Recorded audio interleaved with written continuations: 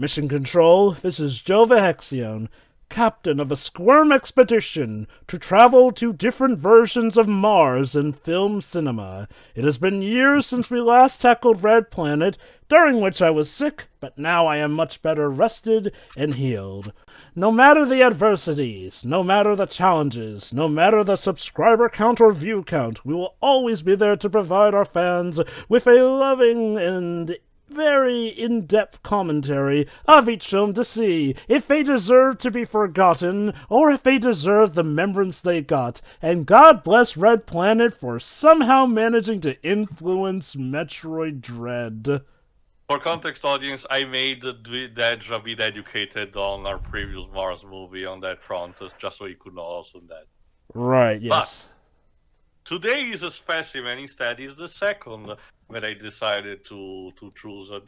It's not like a thing that we should be looked in a particular order. It's like that panel from Hellboy, you can switch it around and look in a different order, you will be fine. These are not connecting any capacity.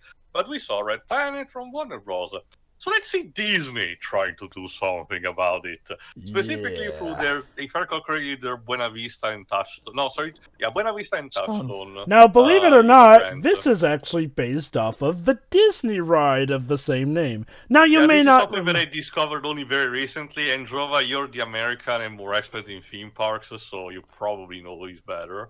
Back in 1955, a ride known as Rocket to the Moon was released in Disneyland at the ever-developing Tomorrowland. This would later be revitalized as Flight to the Moon for Walt Disney World. However, in 1975, the Disney World attraction would be retooled to the Mars version, ergo the name Mission to Mars. Sadly, though, the respective rides would be closed in 1992 and 1993. So, of course, it was a great idea to make a movie based off of a ride that was technically the second edition of a very old ride that wasn't even around anymore at the parks, unlike, Haunted Mansion and Pirates of the Caribbean. And the Country Bears. Which is interesting because at the time of this recording, recently a new video game for the PC released called Deliver Us Mars. Goodness. Which is a sequel to Deliver Us the Moon. A lot of love for Mars lately. And you know we should be getting to direct this movie? The guy who directed the first Mission Impossible movie, Brian De Palma. Oh, great. Wasn't that movie good? I just saying that he's kind of weird in putting this kind of position. I don't even know if it's a case where, there was another director and he came in later. I don't know much about this. Let me answer you with this, Dedge. The answer is yes and no. With also three writers, Jim Thomas, John Thomas, and Graham Yost. I'll check more on their filmography later on. This came out in March of 2000 with a budget of 100 million, so that's a lot of expensive, but still, remember, this was still 2000, so don't expect the CGI to be that great. And with only recouping of 111 millions. So the highest of the Mars movies, believe it or not, but because of the budget, it was still considered a commercial failure. That said, it was the only one of this Mars trilogy to, actually make more than its budget. But you know what? Let me put it this way. Again, this was based on a Disney attraction, but considering what is in this movie, the things that happens, and the kind of pacing and action is, let's just say that my usual joke about asking for Kingdom Hearts World for this is not really fitting because there's not much material to work with here. So what you're saying is that we need a Verum Rex game with this. No, we need someone to show up. We need Gary Sinise to show up in Mirrorverse. Well, at least neither Gary Sinise or Tim Robbins threw gym equipment at each other. Well, we can try to have a Mission Mars DLC for the new, what's that name, Disney Dreamlight Valley game? Sure. Yeah, Dreamlight Sure, Valley. why not? Okay, let me put it into perspective how weird a decision this was. You'd think, under normal circumstances, this would have been something made after the success of the Pirates of the Caribbean movie. Especially since this had a lot of money put into it. But you know what? Okay, unless you're counting Tower of Terror, which was based off of the Twilight Zone, This was the first ever movie to be based off of a Disney ride. Yes, this came before The Country Bears. It came before Pirates of the Caribbean, before Haunted Mansion, and ironically enough, even before the Tomorrowland movie itself. Wasn't the black hole partially based on Space Mountain, though? Not really, or at the very least, not enough to the extent where it's really counted as a Disney ride adaptation. The point But, is, yeah. and trust me when I say it, I don't. Again, I'm basing only what Jova has told us about what the original attraction was going for. But trust me, the stuff that happens in this movie probably is not what was in that. But we're here to find out. Obviously, being Touchstone in Buena Vista means this is conveniently on Disney Plus for you to view in HD. So you need to start before the Touchstones logo. It's like a black screen, but it's literally right before it. No pause or anything. So let's start from there. In 3, 2, 1, click. Now allow So me. has anyone else seen this movie? Just to know. You know, Goody. This is similar to Red Flag. Sorry.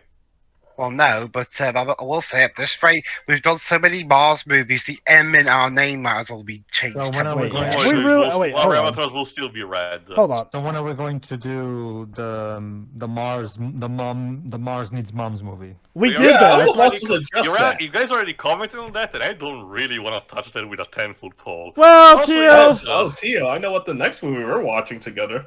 Anyway, okay. That being said, have we really done that many Mars movies? I know we've done Mars Needs Moms and Red Planet. Don Cheadle. Yeah, Yep, Don that's Cheadle right. is- Don Our- Cheadle was in this. Our cast consists in Gary Sinise. If you have seen CSI New York or Forrest Gump, you know him already.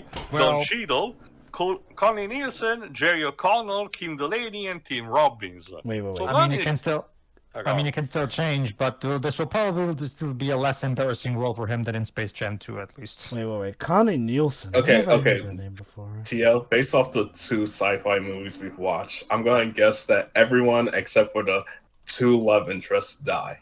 Right. Well, okay. It's early to start the betting, Dodge. Don't worry. Oh, right, yeah, Connie Nielsen. She would later go on to be Hippolyta. And also, they have a very interesting choice of composer for the movie. Ennio Morricone. Okay, I like the guy, and I like most of his scores. I just don't understand why he's in here. Okay. So allow we're me just- to go a bit further into what became of the ride Mission to Mars. And again, why making a movie off of it was such a weird decision. Because again, remember, this movie came out in 2000. The attraction at Disneyland closed in 1992, and the attraction Also- at Disney World in 1993. Want to know what it got replaced by? Extraterrestrial Alien Encounter, which later would get replaced by a Lilo and Stitch ride. I am not joking. Also, we kind of need to address a bit the elephant in the room. I forgot if the characters are mentioned already, but it will be mentioned soon enough. This movie in universe takes place in the year 2020. Oh boy, Yeah, the day the Earth blew up. Very clearly, 2020, we finally got. Oh yeah, I remember. We were all hanging out at grills, barbecues, parties, the works in 2020. Very close Wow. to each other. I mean, Well, Gemma, actually- to be fair, people were doing that during lockdown. Well, there is one. Actually, you know what? In a way, in some ways, that isn't entirely Wait. inaccurate. Is it- We've some people bar. Yes, Jova? I was about to say, that woman looks like Mindy Kaling, but no, I don't see her on the cast list of this movie. David Goyer. Yeah. Okay. There's Don Cheadle. Wow. Tio, what God. did you set us up for? Okay, trust me, Dodge, the movie is not what this beginning. This is a relatively slow beginning, trust me. I didn't knew David Goyer was a producer. in Okay. this. Wow, okay. I've not reacted to a name that badly since the bowl. Since, I'll be honest, David Goyer is better than that. He has had not the best with his directorial stuff. The He's point, much better as a writer. The point is that this is a farewell party because most of the key important people, including Don Cheadle, are on the first human expedition that's going on Mars and staying for a long time. Okay, I'm guessing Don Cheadle's the main protagonist of this movie. You'll see.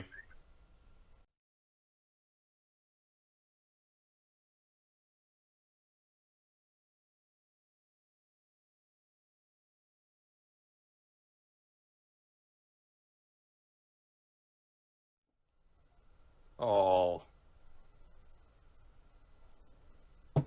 Yeah, unfortunately, I'm gonna space tell you the missions ending can right take a now. while. And then Cap will punch Hitler straight in the gabber. There you go.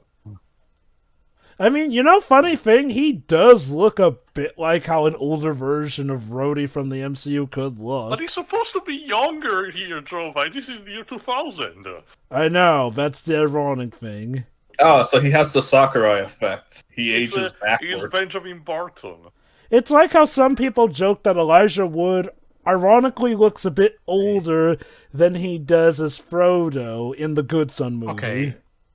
I guess he I guess he picked a really interesting spot to pause the reading of the book. Then, okay, they were just talking about Treasure Island. He said, "Oh, Yeah. I'm interested to see how Ben Gunn got marooned on the island." Well, There's Casey. okay, so what happened? Did you just immediately pause the reading immediately after Ben Gunn shows up? Okay. To be fair, it depends on what Interesting. To be fair, it depends on what edition of the book you got. There are plenty of books Also, that have chapters that good- end around that. It's there for foreshadowing, trust me. So Sam Mercer, huh?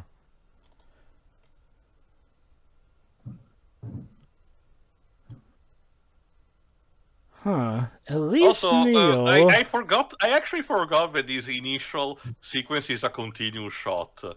Also, I guess. Juice. I mean, to be fair, Brian De Palma is a well-known director. Might as well flex on Yeah. it, I guess. Also, It's true. Juice, you might be happy to see Elise Neal from Logan in here, too. She's the one playing Sorry, Deborah. could you repeat that? Sorry, Jova. You might be happy to see Elise Neal in here from Logan.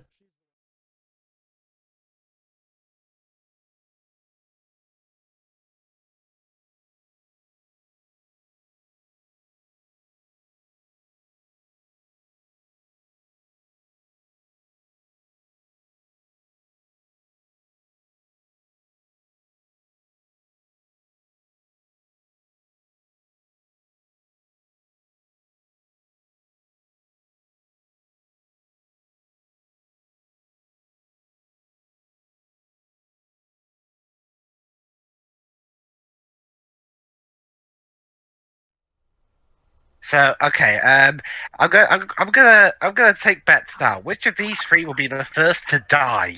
Okay. Like Tio said, we don't always have to make bets out of this. Maybe we should No. just... You guys will be able to do it. It's just that we haven't even introduced to the entire cast yet. Well, I mean, a film about going to another planet or having a big giant journey in some other form or fashion. One of these main characters is going to be buried. I'm also a bit Well, guilty of not considering- having asked Jedge yesterday when we saw Red Planet. What was his predictions? Well, this movie came out in 2000, meaning it was produced and written in the 90s. So, if it wasn't for the fact that Don Cheadle is the main character, I would be assuming he dies first. Again, as it you're was the also commented at the assuming that time. he's the main character. Okay then. It's weird because the stand movie corrected has... The weird thing is that the movie is definitely focused on John Cheadle the most, like he's gonna be the main character. Again, guys, I mean, he just got wait and top. see. I mean, he got top billing and everything. I think didn't Gary Sinise got top building? Did he? Let's see. According to Wikipedia, yeah. Granted, I guess we'll have to wait and see. Guys, okay. The date the film gave us was June 2020. Guys, what the hell are you doing? You're gonna cause a super spreader event. Yeah, if only that was the only major thing that happened in June of that year. Ugh.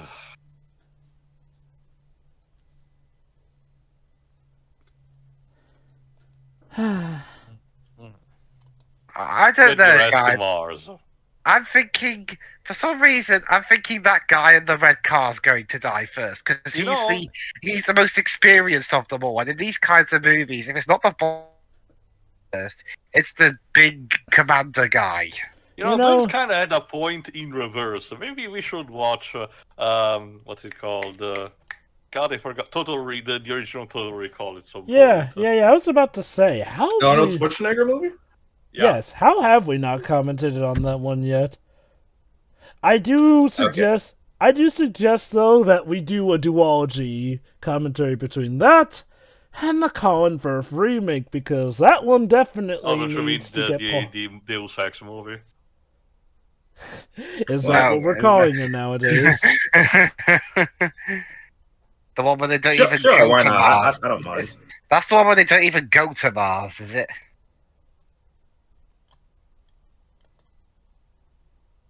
Schwarzenegger's never been a bad movie. Okay, so I guess this is good character stuff. Yeah, this initial piece serves to establish the main astronauts. It's still not the entire crew, mind you. Basically, we got Luke Graham here, played by Don Cheadle, who is preparing to go into space.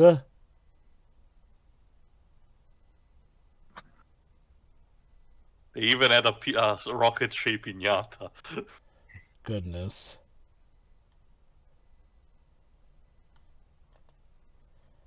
Ah.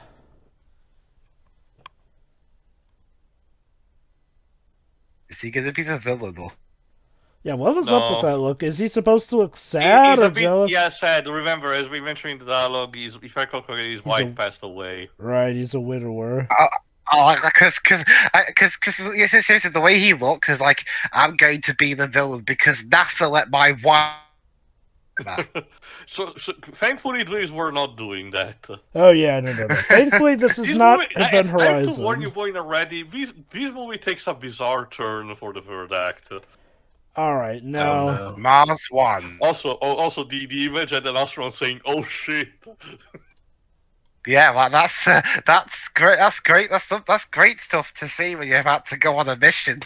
Put that as the logo for the Kingdom Hearts world. Yeah, mission to Mars. Oh shit. Sora saying, "Oh shit," while falling from the moon. Yes, that is your footprint. Hey, there's the rover. And I guess now we cut to them on Mars. And I think that's like a toy car or something. No, it looks Remember, like a red the shade. rover robots similar to these were sent onto Mars in a quick succession over the years in order to collect samples and make photographs. Is that it? Is that it? We're just on Mars now. Well, this is a robot sent to 13 months in Oh. detail. What? Yep. What? Wait! We didn't even get a big epic introduction to Mars. Hold on, We just- that we just- lives. We just Come pop on. there.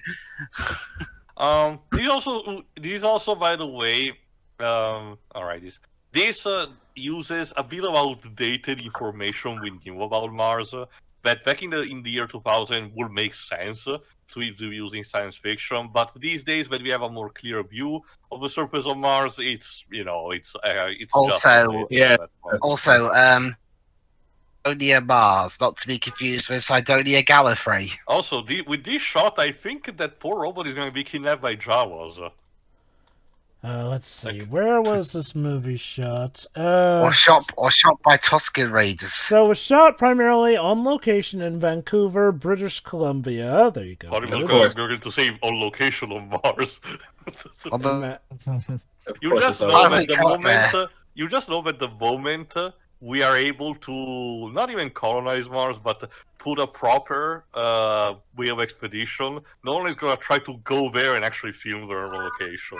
Now, believe it or not, while this movie doesn't have a documentary itself, it did get a mention by the director in the 2015 documentary film about his career. Because, yes, De Palma did actually get a documentary. Palma Basically, is a director that tends to remember to still have a memory for all of the movies he did, even the bad ones. so basically, apparently he was brought on board after the previous director walked away due to concerns over the lack of additional money for the budget. Right, I think it was I forgot the name, but I remember there was I'll check in the meantime. Go on, sorry. Anyway, let's see. He indicated that the film needed additional funds and that much of the budget went into the CGI for the film. Yeah. And let's see, it's a film made in 2000, so either this will be one of those cases that uses the CGI well, or that CGI is going to turn out to have been a big waste of money if it aged just There you that go. badly.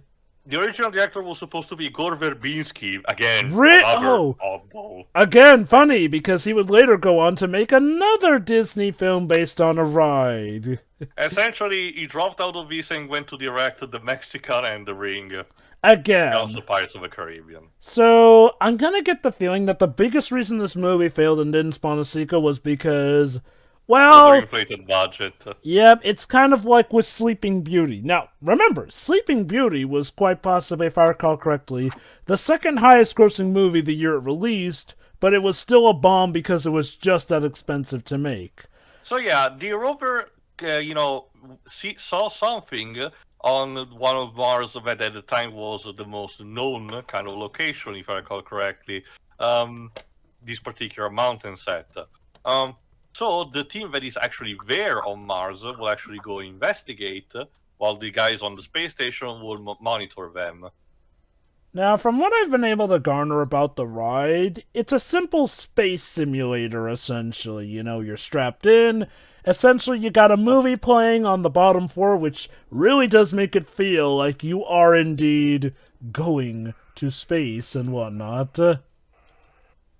Of course, you got some flashing lights here and there to simulate malfunctions and stuff possibly going wrong with the launch, yada yada yada. So, needless to say, they were free to do what. They were free to do essentially whatever they wanted to with the plot. If you want, here's a video of the ride.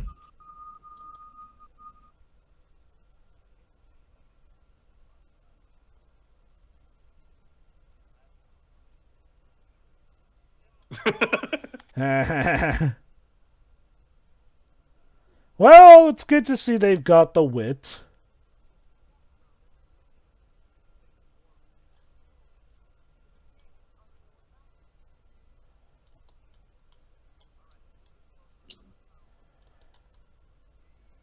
You see, I need one of these. We're going to another planet type movies that be like, we landed on Mars. It was deserted, and then it turns out we didn't see the other side where it was fully populated. John Carter might be the best bet for you. Yeah, good old John Carter. Another Disney flop. The trade-off with that is that your main character is a Confederate, so yeah. And played by Taylor Kitsch, who was box office poison at the time. No. Yeah, I kid you not. Taylor Kitsch. These interference.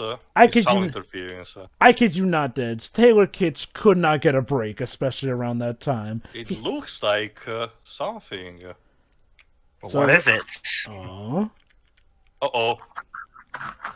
Well, that's probably not good. Screen fell off. Hello? Director? Line. The director forgot the line. And for this bit, De Palma left them literally stranded out in the desert to simulate their looks of confusion. No. He sent them to Mars, but left them there. So before Matt Damon. So, yeah, before Ridley Scott did the same thing. So, let's see. First, we got directors literally simulating nuclear explosions. Eventually, in the future, we're going to get directors who strand their cast members on planets out in space. Well, not necessarily that, Jova, but I can totally see the movie directors trying to be super ambitious and trying to wait as soon as possible. It is possible to film on, on the moon or on Mars. Be the first who did it. It technically is possible to film some stuff, just never like, feature-length movies. Yeah, that's what I mean, instead of future film of some kind. Synthetic. Oh. Well, okay. Did you secretly make us watch The Mummy? No, Dad, I might have secretly made you watch Twister. In space! Oh, no. Goody, right in time for the sequel. Why is the sequel a thing? And yes, just like in Twister, this tornado roars. Wait, oh my god, I think this... What is up with 90s filmmakers and thinking that tornadoes roar? Tornadoes cannot roar. They don't have... Yeah, you guys want to get out of there? That tornado literally was bending like a penis. Why? There's a point. There's a big tornado right in front of, and looks Don more like a Cheadle's reaction sandworm can from basically Dune. summed up. And Don Cheadle's The reaction can basically summed sleeper up. has awakened. Oh, look! Oh, look! Oh, yeah, no. tornado. Huh. This guy's gonna die first. Okay, granted, it does look a bit like a weird sandworm thing with how it's curling, and oh my god, it's about to. Da-da-da-da-da. I understand that, Joe. It's just that Don Cheadle was looking at the tornado, and he basically looked And absolutely Ghibli syndrome. unenthused. Also, Renee is down. Someone threw poo at him. No, her. She's played by Jill Teed. Sorry, her. Maybe she's okay, despite the fact that she has that lodged in her mask. Okay, so the woman who was only in like one scene dies first. I mean, somebody usually dies in one of these movies relatively early on.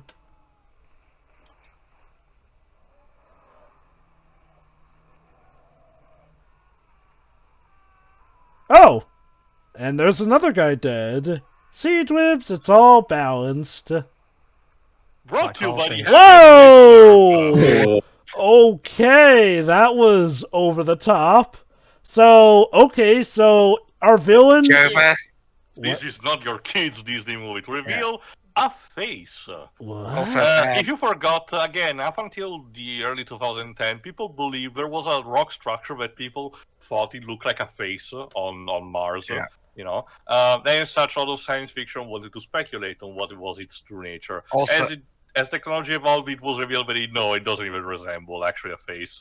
also, Jover to answer earlier.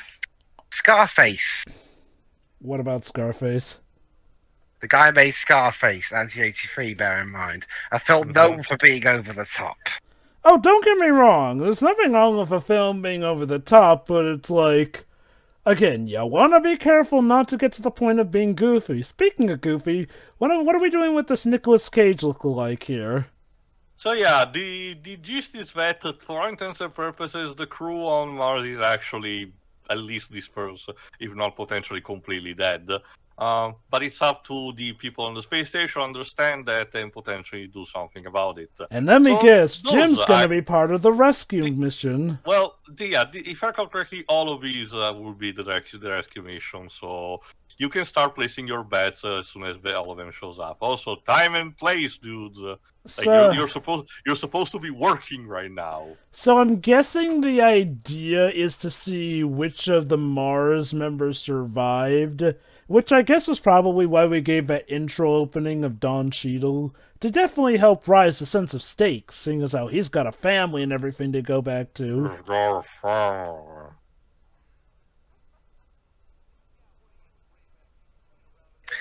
Wait, we're in the middle of a catastrophic power failure.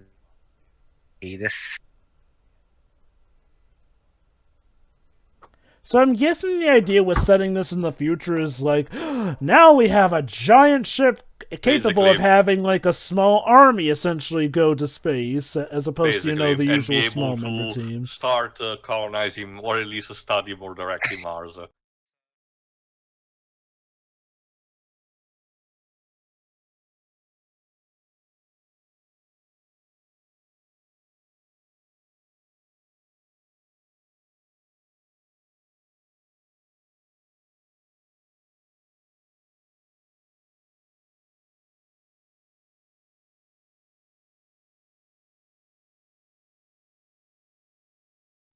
Yeah, so basically everyone on Mars is dead. hold on. Hold on.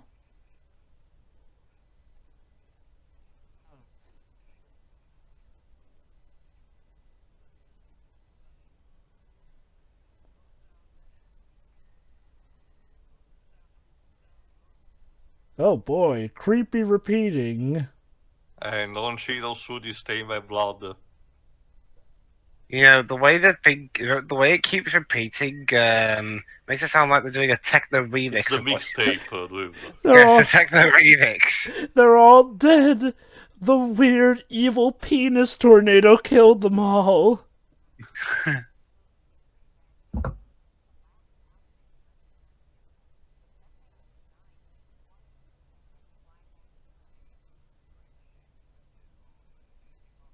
So yeah, ideally, Don Cheadle's character might still be alive, which makes him basically the Martian, like around 10 to 13 years earlier. 15 years early. Yeah. Great movie. And now it's also Disney property. So I guess Disney finally got a Mars movie that worked. By buying it, of course. Yeah, by buying it. So they cheated pretty. They bought Fox and basically owned the box office because of Avatar. Let's not forget also, as long as Bob Iger has been around, they've been buying up the competition big time. Like, I remember the days before Disney owned Marvel. Before Disney... I remember a bit in the middle. Remember, at some point they wanted a Fantastic Four and rights, and the Fox was like, how about we give you Daredevil and the Punisher instead? Okay, thanks. Sorry, Jova, I can do you one better. I remember the times when Disney did not own the Muppets. Oh, yeah. And the weird thing is, they How kind of... long ago was that? 100 years ago? 1990. Oh my god. Really? Yes. That's 5 years before I was born. Also, the guy with the mustache, I saw this actor somewhere else, but I forgot exactly who. He is old Hollywood man. Okay.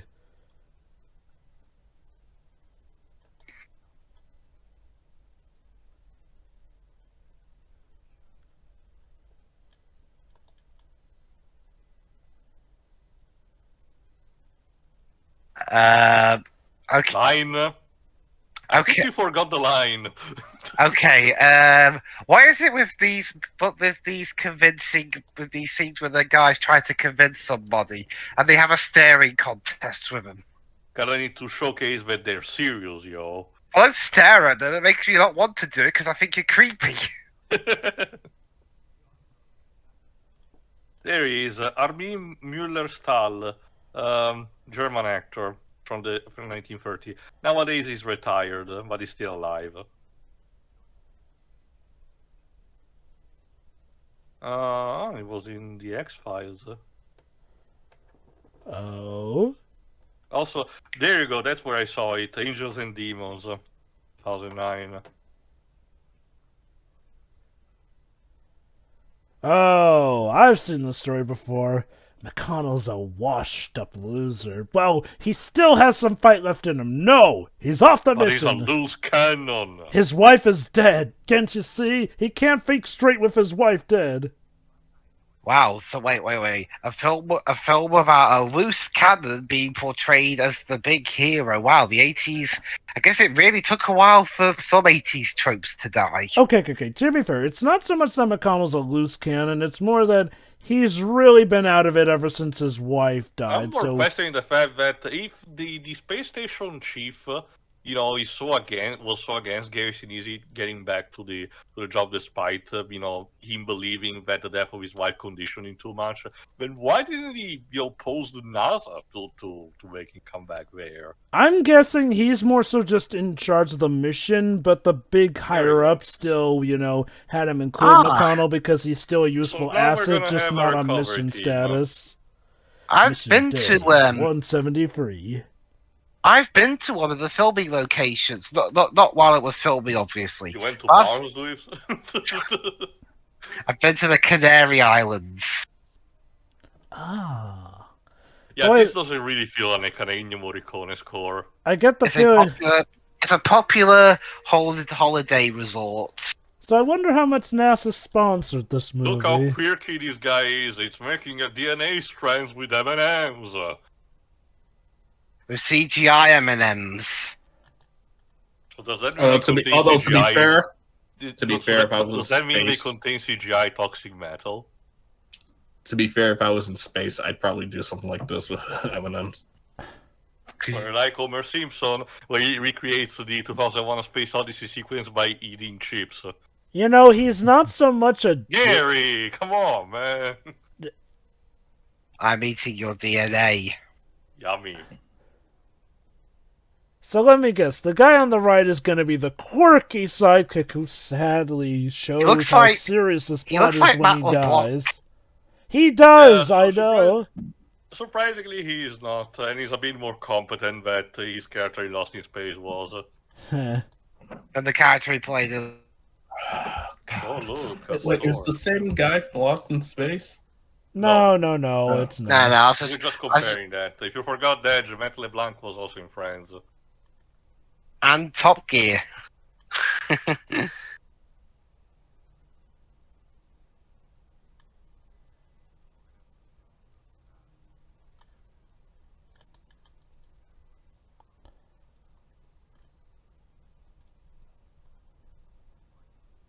So, connected to what Jova said before about these pioneering the Disney theme park attraction, adaptation, I have to genuinely ponder, though, who this movie was made for.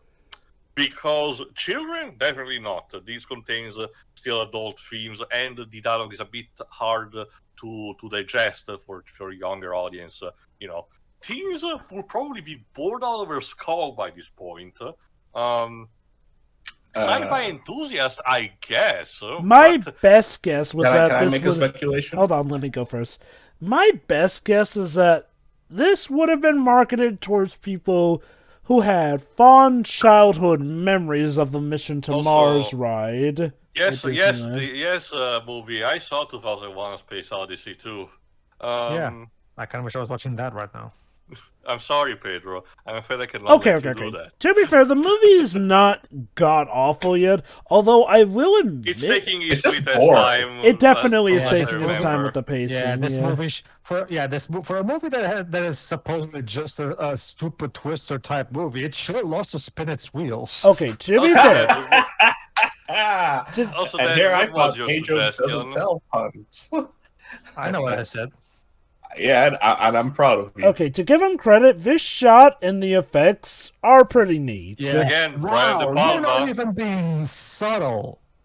This is literally we have 2001: A Space Odyssey at home right now. Like seriously, you're not even being But- subtle. But don't about you the- see, Pedro, But for my Pedro, speculation, I believe sorry, that go this on. is basically Disney was in a rough patch during this time period, so Yeah, they're basically experimental throwing anything era. in the wall and hope it sticks. It's also worth noting Trevor? that. Sorry, go on. Also, Pedro, don't you see the brilliance, though? Because this movie was made close to 2001, this would be the 2001 Space Odyssey. There's also Yeah? the fact that I think Brian De Palma is the kind of guy that will do this to deliberately homage Kubrick instead of wanting to rip him off. Again, I'll admit, I do actually like the effects of space that they're simulating for this part of the movie. These are pretty good. Also, I forgot what I was saying. That being said, you guys are acting pretty casual given how one of your, Yeah, that's basically our main crew. Woody and his love interest. I forgot if he's actually married or not. The Gary Sinise, the jock, the other pilot, and I forgot if there's someone else. So you can start your bets right now. Although Java, to be fair, they're traveling in space, and they've been in space for how many days? Oh, yeah. Sometimes you just need to relax. Oh, no. I That's fine. absolutely get that. What I find weird is that they're doing this on their way to rescue someone. Get How it? long- Because his wife is dead. The movie really wants to hammer that poor Gary Sinise Dear. alone. Tio, it's a Disney movie. If we don't have a dead mother or father, it's gotta be a dead wife or husband that we focus on. Even Goofy could not escape that. I know, right? I mean, back in the day, his wife was cheating on him, so this is a better fate. Okay. So far, the effects shown are not bad. So I'm The waiting to CGI see... has some rough patches, but you still have to see the worst cases. Yeah, again, I'm wondering if we'll get to a point where we really see where the CGI would have just been a waste of money, because so far it's been used fine enough. That being said, going back to who this was for, I do have to wonder, did this really need to be tied into, again, at the time, a dead Disney ride? Not really. Okay, give Country Bears, Haunted Mansion, and especially Pirates of the Caribbean credit. They were cashing in on rides that not only were massive classics, but were, still around. Okay. Maybe the plan was let's hope this is a success so we can bring back the ride. Also, Jova, remind me again, did the ride based on Song of the South came after or before the movie? Oh, that came... Wait. You mean before this movie, or are you talking about... that movie. Oh, no. It came years later. Let me put it like this to you. Splash Mountain came about in... let's see... yeah. It came about in the... literally 1989, on the cusp of the 90s. And trust me, the commercials showed. Basically, Splash Mountain was one of Michael Eisner's many projects to try and be hip with his son. Which can sum up a lot of his projects. Thankfully, Splash Mountain worked out well. Now, here's the weird thing. The ride definitely matches the aesthetic and music of the movie, but the commercials for it had these weird hip-hop versions of Zippity Doodah. I'm not kidding. Great. That being said, it was a great ride, and God rest its soul, as that ride is being remade into a Princess and the Frog attraction. Get it? He's missing Wife his is wife. dead! Holy shit. Okay, remind me, did they mention how she died? It was an accident to doing one of his missions. I forgot what Oh. it was because of that. Oh, now they're doing the interstellar thing. Oh, and look, as a kid, he loved space. Let me guess. His wife died in space, and it turns out her soul is actually somewhere on Mars. I get that face, not the girl and the guys, but I get that that reaction was meant to be endearing, but like seriously, he has such a, I'm sorry to say this, ugly mug that it just comes off as awkward. Sorry. Yeah, he comes across more like creepy than endearing with that face. It's trying to represent again the a guy really struggling with depression on that front. I can kind of see what they're trying to do. I know what that is. No. I'm not talking about the scene itself. I'm talking about his face. Like he has. Yeah, that's what they mean. The He's trying to get a smile to remember the good times, but he's also being ridden with the sadness of his loss. It's like this, Theo. That face was not made to be for endearing movies. That was a face that was clearly made for horror material, right there. So, or villain material at least. So yeah. I can see where Tio's coming from in that regard, but let's see. In regards to if the plan was to have the movie get resurrected... Sorry, if the plan was to have this movie help resurrect the ride edge, I haven't seen anything that suggests that. However, there was at some point a plan of Michael Eisner to open up... Again, at the time it was the controversial attraction Extraterrestrial Alien Encounter. So, technically, we do have Michael Eisner to thank for the ride's death. Go figure. I have to guess, maybe it was one of the producers being, growing up, maybe David Goyer or someone else, actually growing up with that attraction, having a bit of nostalgia to it, and having a dream of making a tribute to that. But trust me, again, when they say that the direction this movie takes at the end is bizarre, to say the least, and it really would not fit with the Disney ride attraction. Okay. Now, as for why Michael Eisner got rid of the ride, it was to coincide with a project of his called Tomorrowland 2055. Because one of the recurring issues with Tomorrowland was constantly trying to set stuff in the future when the future was constantly catching up with stuff. As you can imagine, the Tomorrowland 2055 project failed and did not fully go through. And had the fate of Tron Free in the balance as well. And like I said, Alien Encounter later got replaced with Stitch's Great Escape as a ride. Okay. I think I do need to preface this by saying, Michael Eisner at the time was one of the best things and one of the worst things to happen to Disney. He, along with Jeffrey Katzenberg, helped to produce the Disney Renaissance era, an era that I hold is quite possibly still to this day Disney's most consistent era of success. That being said, the man also did contribute to a lot of issues during and especially after the Renaissance era, and I get the feeling this movie... Okay, this movie, while not directly related to him, may have been one of the effects on that one. I do wonder if this movie might have been more of a success if the ride was still around. Again, that wouldn't necessarily always guarantee it. Again, look at stuff like the Haunted Mansion even in movie. general, I don't think this was aimed at the same audience that Pirates of the Caribbean. Okay, Okay, so before I had to leave where I was watching the movie, I did catch them saying you're going to go home soon. So what's changed? Okay, basically, Nothing. again, they're on the means to rescue Luke Don from Cheadle. Mars. We saw a bit of Jim reminisce about his wife. Ouch. Oh! Oh, Meteor boy, shower. CGI blood. Much like in Red... See, guys, in Red Planet there was a solar flare that caused the accident. In this, there's a meteor shower. Did we really need the CGI blood bit? Apparently. Jova, Whoa. Again, when fucking Fateful Findings has better blood effects than you do, that's Okay, just, okay. What year did that come out? but Jova, I got it. You know what this film is? Okay, first This off... film is basically This film is basically The Martian, but if some of the characters were closer to Mars. To answer yeah, your question, that's what Edge. Dej, Fateful Findings came out in 2012.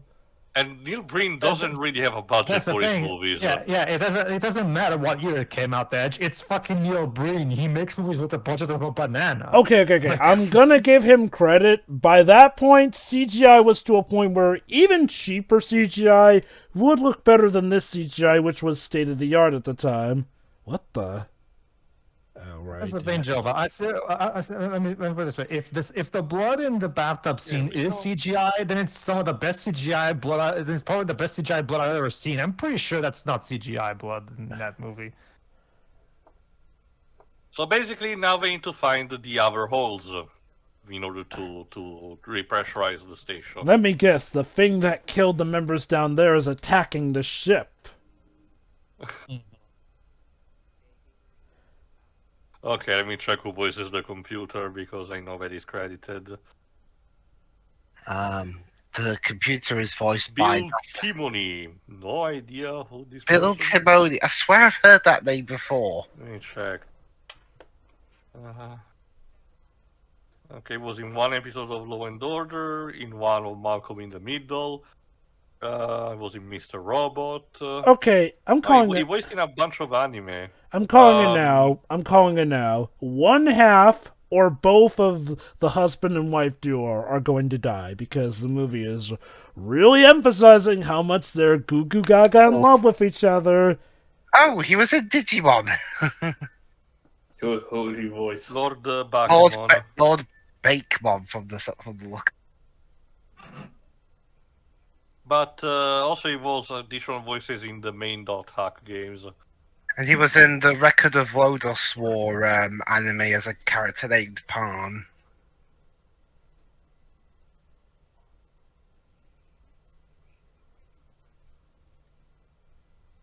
Do it. Yeah, but sir, I think we got a problem. Do it. Okay.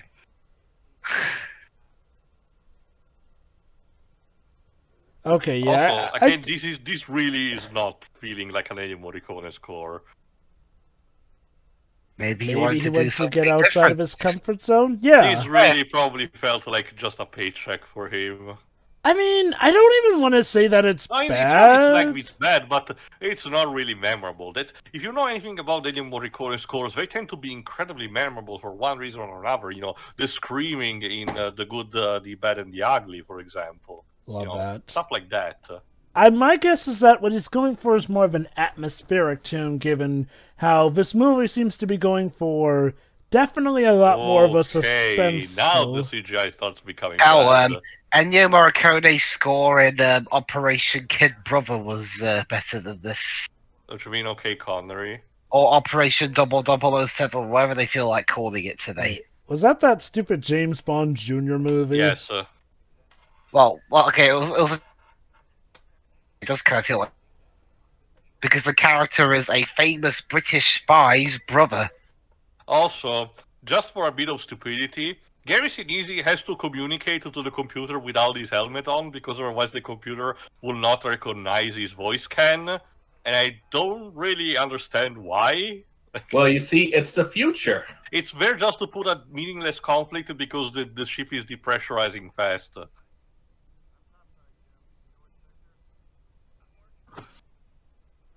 Wait a minute. Did they call him Jim just so that we could be constantly thinking Star Trek 'cause space? Well, it's a bit more distracting instead with the guy that is currently going around. He says he's called Woody, and he is instead an astronaut. And this being a Disney product. So let me get this straight. This is just 2001: The Space Odyssey. Well, okay. To be fair, I haven't seen that movie. At least for a bit. It does some kind of bit. You can see also, for example, this shot. Some of the shots, you can definitely tell Brian De Palma wanted to homage Kubrick. Also Dr. Pepper. I'll admit, I'm fine with these homages. It's not to a point of blatantly ripping off, and it's not even like they're, like... Taste the Dr. Pepper! No, not the Dr. Pepper. It's the best soda. Okay. So maybe this movie wasn't sponsored by NASA, but Dr. Pepper definitely had a hand. Like I don't drink Pepper in space. I don't drink soda anymore, but that's like the only soda I drink if I have to. There you go. We're using the liquid in order to understand where the hole is.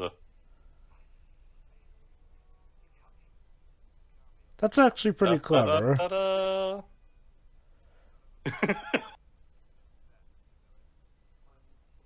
Oh no, the computer is going haywire. And, Gary Sinise is going to.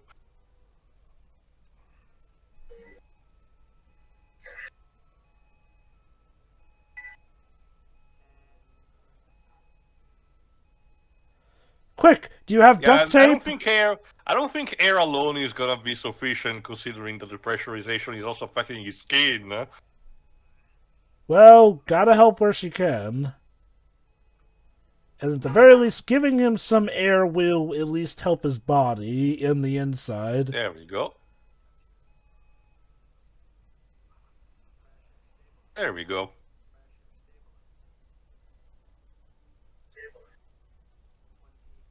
Jimmy! That movie is tainted the name Jimmy.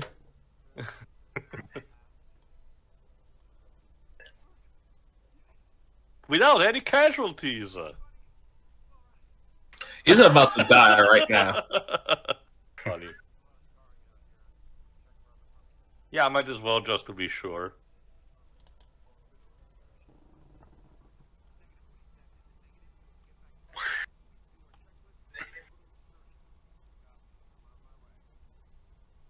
About to die in 3, 2.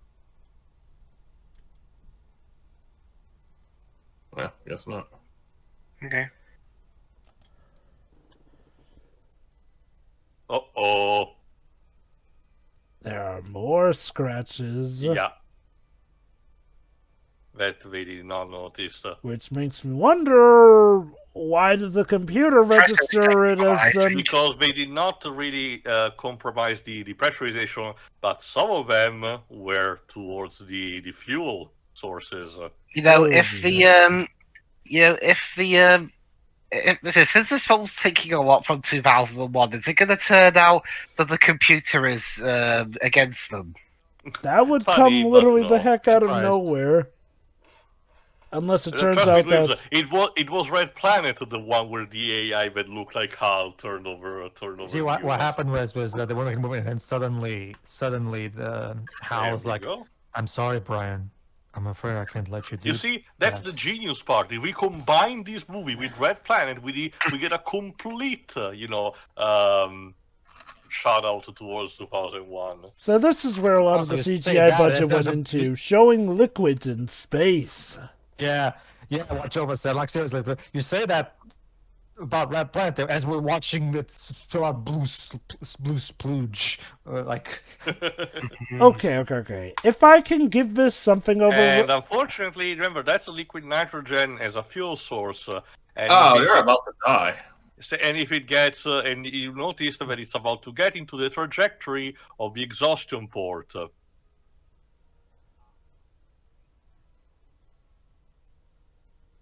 I am So, Hell which 9000. means, I am.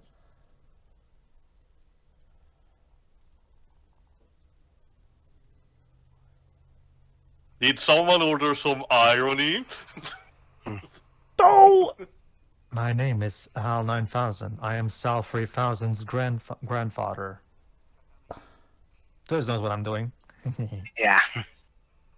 I saw that film in the cinema. Someone fell asleep, but I also saw the movie in cinema, and thankfully the room that I was in actually had a bit more respect. no, I saw 2000. I saw 2001, the Space Odyssey. Oh, at the yeah. cinema. The He means remastered 2001. version with Okay. the remastered Yeah. version with, yes, I saw that one too. If I were to Yeah, compare if I were to compare this to Red Planet, wow, okay.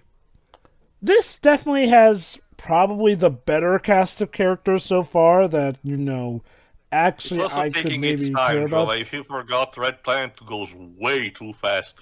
That's with what I was emotions. That's what I was about to get to. It really depends on what kind of pace you want for the movie. I will give Red Planet this, though. At least Amy was an interesting antagonist. Here, we don't really know what our antagonist is yet, This and we're instead tries almost to halfway. be more about the dangers of space and the fear of the unknown. Oh, so like Gravity? Well, keep in mind though, we probably do have an antagonist because we literally saw a tornado that was sentient eat a woman, smash her head in with a rock, and tear a guy cartoonishly apart. Again, Joe, we'll have to see exactly. So the gist of it is that since they cannot actually reach the landing pod from the inside, they will have to spacewalk towards it. This can only go well. Absolutely. Oh, for a second I thought you said they're gonna have to spacewalk to Mars. Well, unfortunately, the atmosphere will basically burn them like twigs if they do that. Like, if it was possible for human beings to enter the atmosphere without burning up and have a parachute to actually land safely, I'm pretty sure they will do it. I mean, it looks like they're doing that. They're just putting themselves in position.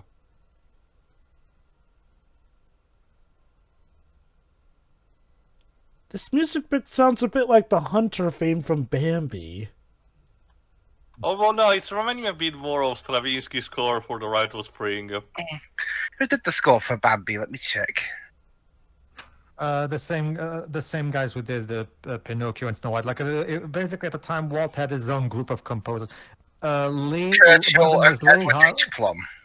and didn't Lee Harlan make any of them? All right, well, let me... Fun fact, John Williams has mentioned that he actually took inspiration from the Hunter theme in Bambi as inspiration for his Jaws theme. Mm-hmm. Not surprising.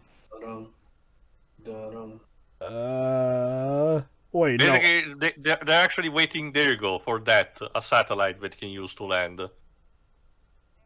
There it is.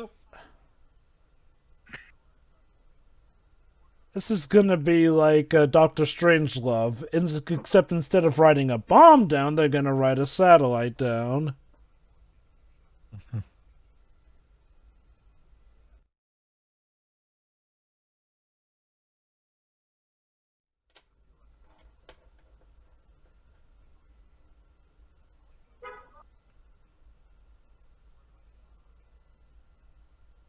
Sure. Moments said before dying. You know, someone's gonna say that, and then they get turned into a cake. In a flash, nonetheless. Whee! It is okay. In comparison to Gravity, I guess it's kind of like having George Clooney with a jetpack. Well, Tio, no, George Clooney with a jetpack, that's what Tomorrowland is for. Is that Actually, okay? Genuine question. Is that still- movie good? I actually still have to see it. Wait. movie, sorry? Wait. I thought you were involved. Tomorrowland. I thought you were No, I involved in wasn't that the commentary with commentary us. driver. Nope. It's not good, no. Okay, it really depends. Like, some people find it good, some people find it crap. That said, in terms of what really ended up mattering, though, it was part of the infamous Disney Bomb trilogy. Oh. Or quadrilogy if you count Mars Needs Moms. Uh-oh!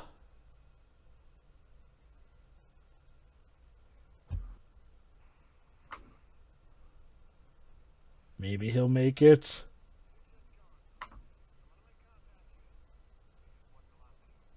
And maybe he won't.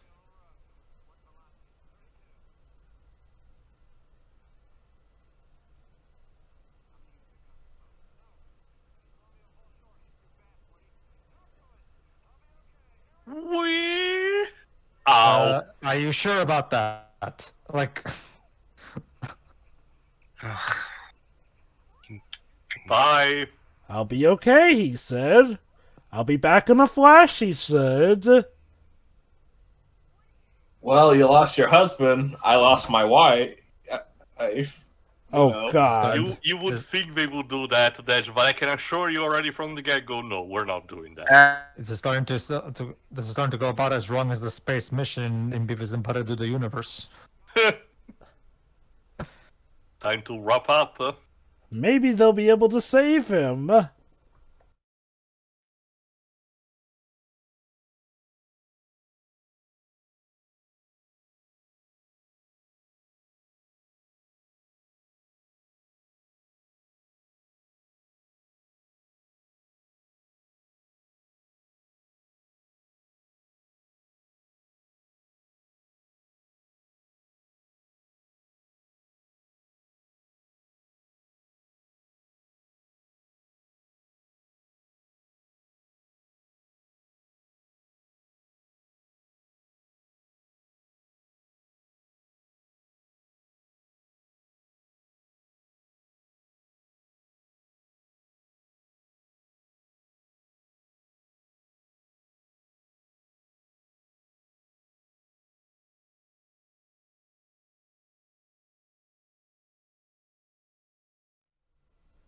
That's not really a good idea, sweetie. She's determined, Tio. It is her husband, after all.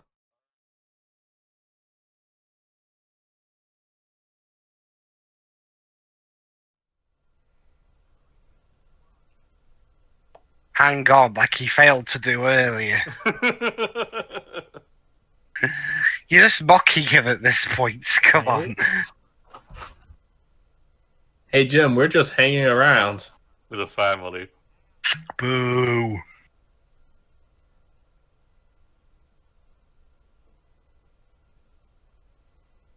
Whoops. Oh, that's not a good sign.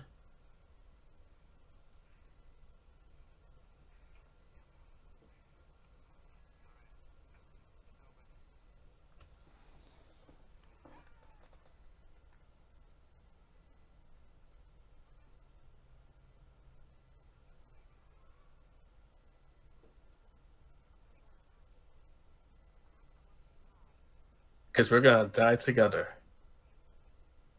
No, I wouldn't. It's still you. Jesus, Dedge. We have established enough how these two love each other. Literally flashing on the screen.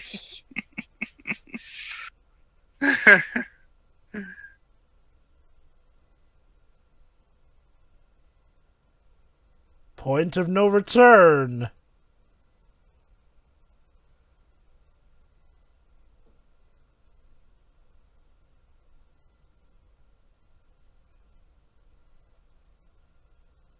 You know, from that angle, it looks like someone's pissing gases out of the suit and it's heading towards them. Oh. I guess that's It's literally clever. shooting the anchor like that.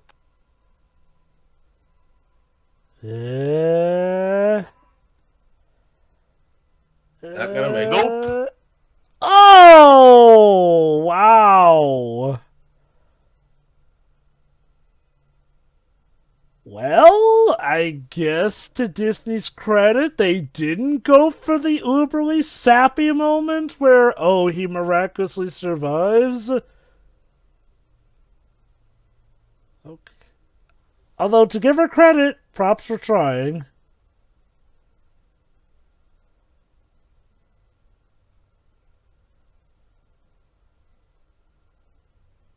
Okay, you know what? I'm gonna give a movie credit.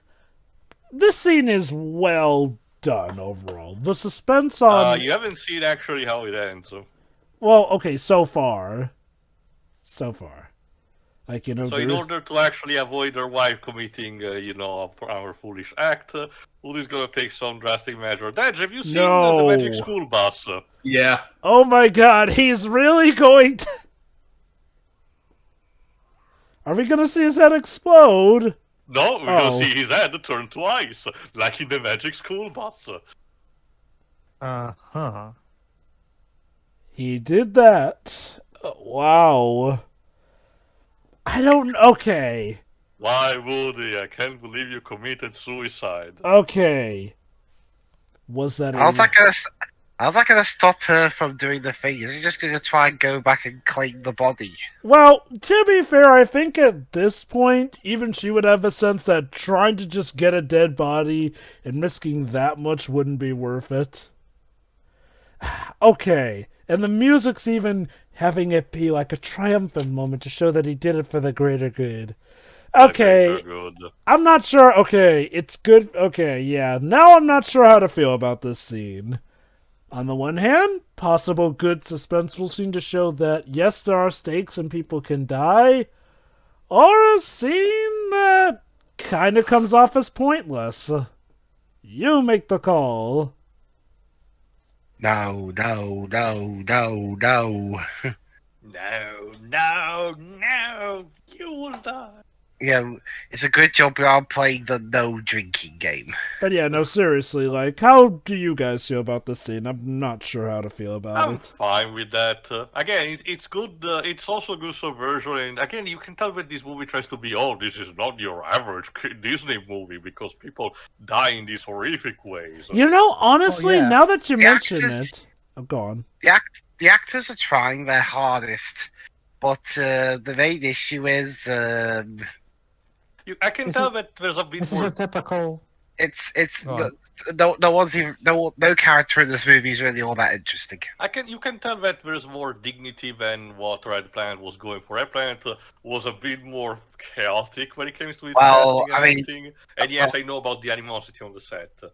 Well, yeah, again, people were throwing gym equipment at each other. Well, the two main actors were. Okay, anyway. okay. The thing is, even beyond that, there were problems top to bottom with the Also- Red Planet movies development.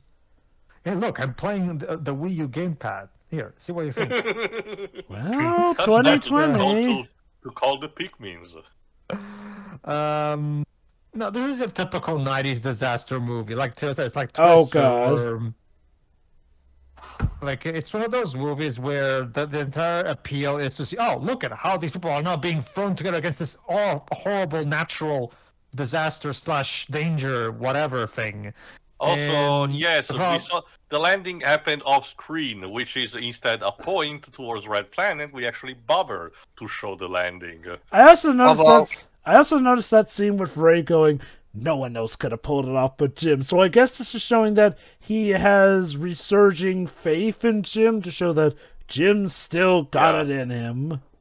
Well, And like all the other 90s disaster movies, it has the same basic problems. Bland characters, plot that is Look, just guys, an excuse. the priorities. Wait, all right, it's, okay. okay, God okay. bless America. Okay, can someone explain to me what the hell was up with the... oh, wait, never mind. I know why. Yeah. No, wait, actually, no. Oh, this was 2000, though. This was before. A tear in my eye. Well, okay, to be fair, it's to show, you Stand up know, for your country. for Okay, they're kind of holding a funeral for Woody, it Yeah, seems. for Woody, I'm mostly just joshing because again, it's the editing makes the movie look like we're prioritizing that. But anyway, Tio, hold on, Tio. I think you may have been onto something. I do get the feeling that this movie was made for Disney to try and really go outside their wheelhouse. Now, granted, that was the usual shtick when it comes to the Touchstone Buena Vista brand. Don't forget, this was the same brand that managed to make the successful series, regardless of what we think about it today, as it was Lost.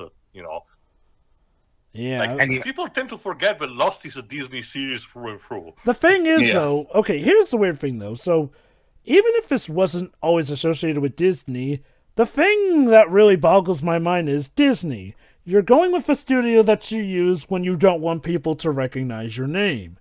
So why did you go out of your way to attach them to an intentional Disney ride tie-in? Like, okay, at least with Pirates of the Caribbean, Disney were way more upfront with the fact that, even though it's way more violent than their usual stuff, Pirates of the Caribbean is definitely a Disney one.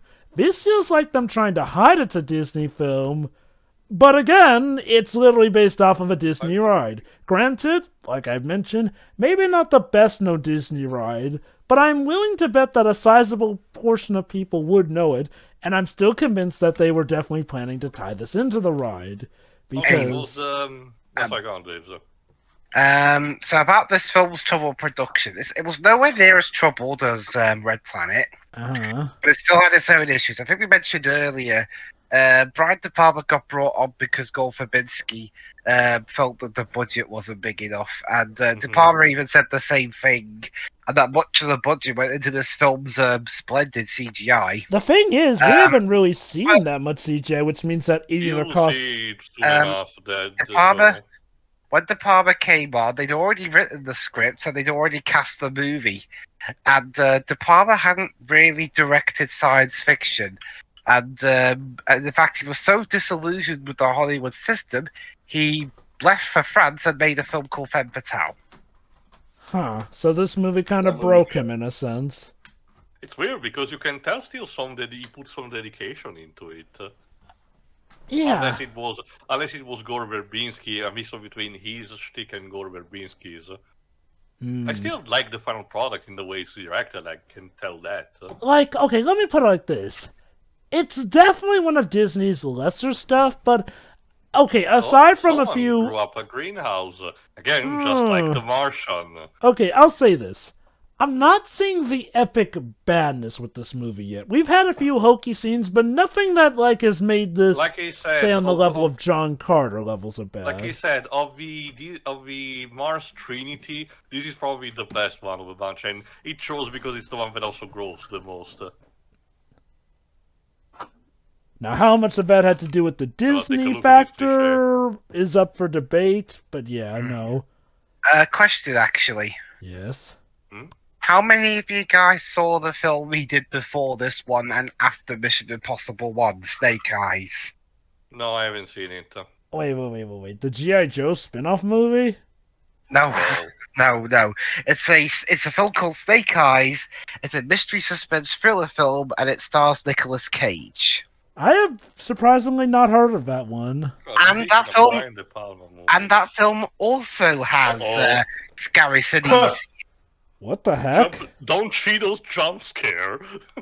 Oh no, it's Captain Planet all over again. Isn't it?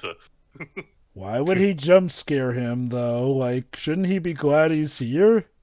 To be fair, he's been stranded for months. Remember, Joe, Pedro remembers it the most. What was that he was reading to his son at the beginning? Treasure Island! So there was a point. Ben, the person who gets stranded there. Oh, shit. He's gone crazy, hasn't he? Or he's possessed. From the isolation. I'm at the very least glad that they're releasing another different book. So many pieces that be like to make allusions to Alice in Wonderland, and it's so overplayed. At least this one has picked a different book. At least. And yeah, get this, Joe. I guess this ultimately confirms from the original team. Not only the black guy did not die first, he's the only survivor. Wow, poor Rhodey. He was never the same after Tony's death. wonder what kind of... Okay, I know he's a bit older at this point. I wonder what kind of role Gary Sinise could play in the MCU. Let's see. I could see Gary Sinise playing, I mean, if he shaves his head up, makes it bald, I guess Professor X.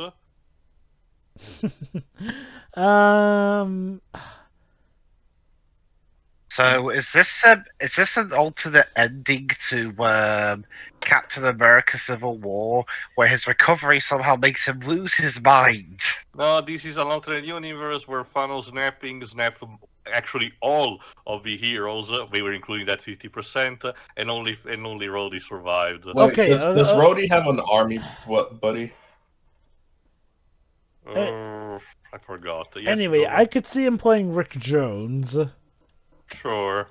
It's a bit old at this point for that job. He's supposed to be the young, hip sidekick. Well, okay, if he were still a part of Marvel's own bits... It has to be in relation to Mark Ruffalo. About that.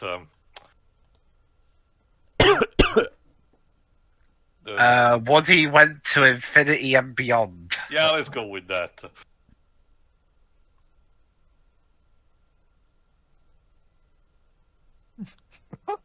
I have to wonder, did they specifically name him Woody just to, Could be not. I don't fucking know. That's the one in this film was called Buzz. Wait, what? Woody because of what? Because Toy Story, again, the irony is called in a Disney movie is called Woody, but he's the astronaut and not the cowboy. Mm-hmm.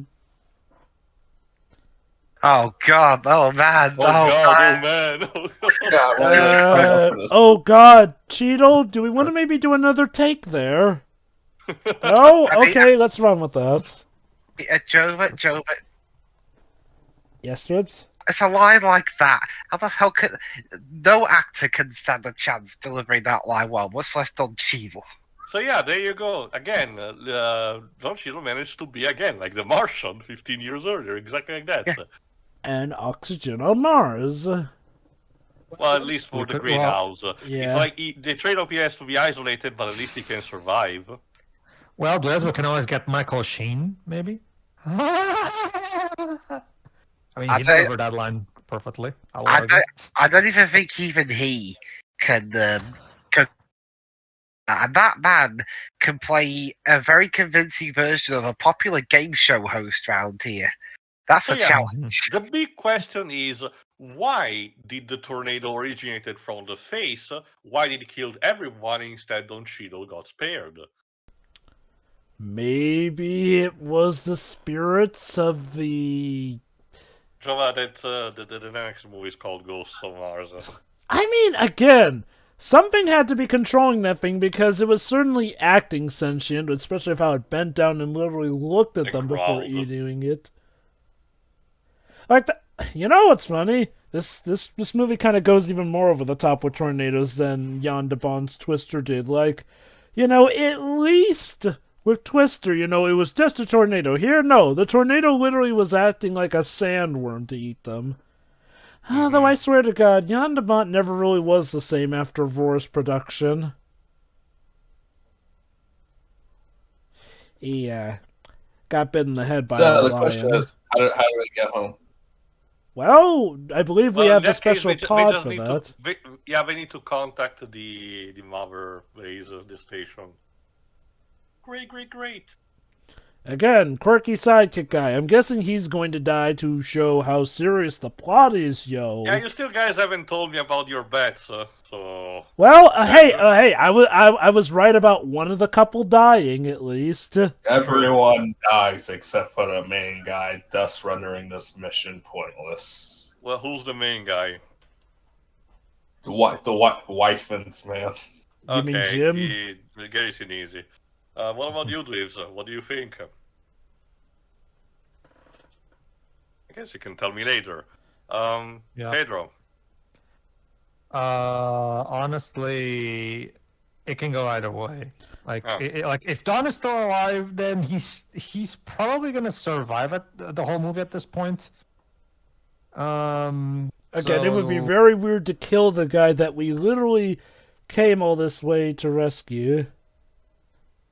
Yeah, so at this point, I guess Don will survive the movie. Okay, So at this point, it can go either way, honestly. let me guess. In order to be with his wife, eventually Jim will sacrifice himself. So I'm gonna guess that by the end of this movie, it'll just be Terry and Luke that are left alive. Like I mentioned, I was right about at least one of the couple dying, and I'm still guessing that. What's the comedic quirky guy's name to I you? keep forgetting his name, to be honest. I feel like he's the only one whose name I can't really recall, but I assume he's gonna die too. So yeah, again, my bets are Terry and Luke will be the survivors by the end. Okay. Not counting, of course, the people back on the mothership. Obviously. Yeah, that's the thing. The sandstorm has been blowing off for a long while. Oh my god, you know the sad thing? I could totally see that being used for a Heartless design. Fight the giant worm tornado, sure. I mean, it would not be the weirdest thing we've gotten in The Kingdom problem Hearts. with that, Jova, is that, again, if you want to construct a world in Kingdom Hearts, you have to at least take inspiration from the plot or construct an environment of that. And this is very sterile for that kind of environment. That is a good point. Like, okay, I feel like what this movie was definitely relying on to wow the audience was its sense of suspense, of course the acting power, and the effects, because the actual plot is very simple. Get onto Mars, rescue Don Cheadle, and get off of Mars. But I guess we might also have to deal with this evil devil's space tornado whatever thing. And exactly what is, connected to the face of Mars.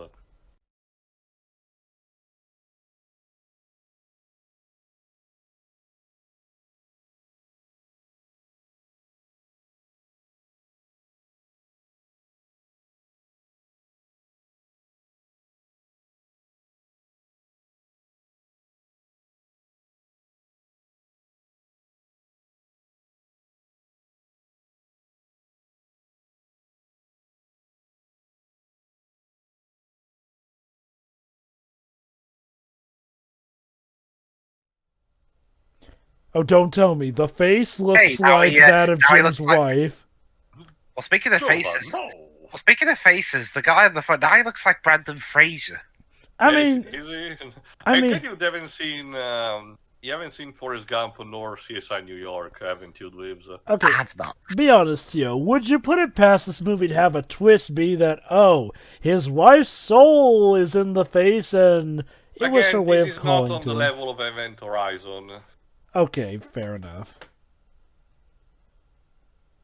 Hey, in 2020, we'd still be using those old So, yeah. keyboards. Now we're actually understanding that the sound that the face produced is something almost intelligible. Almost it's like a code or something. Return the slab or suffer my kinda. curse. My curse, yeah. King Ramsay.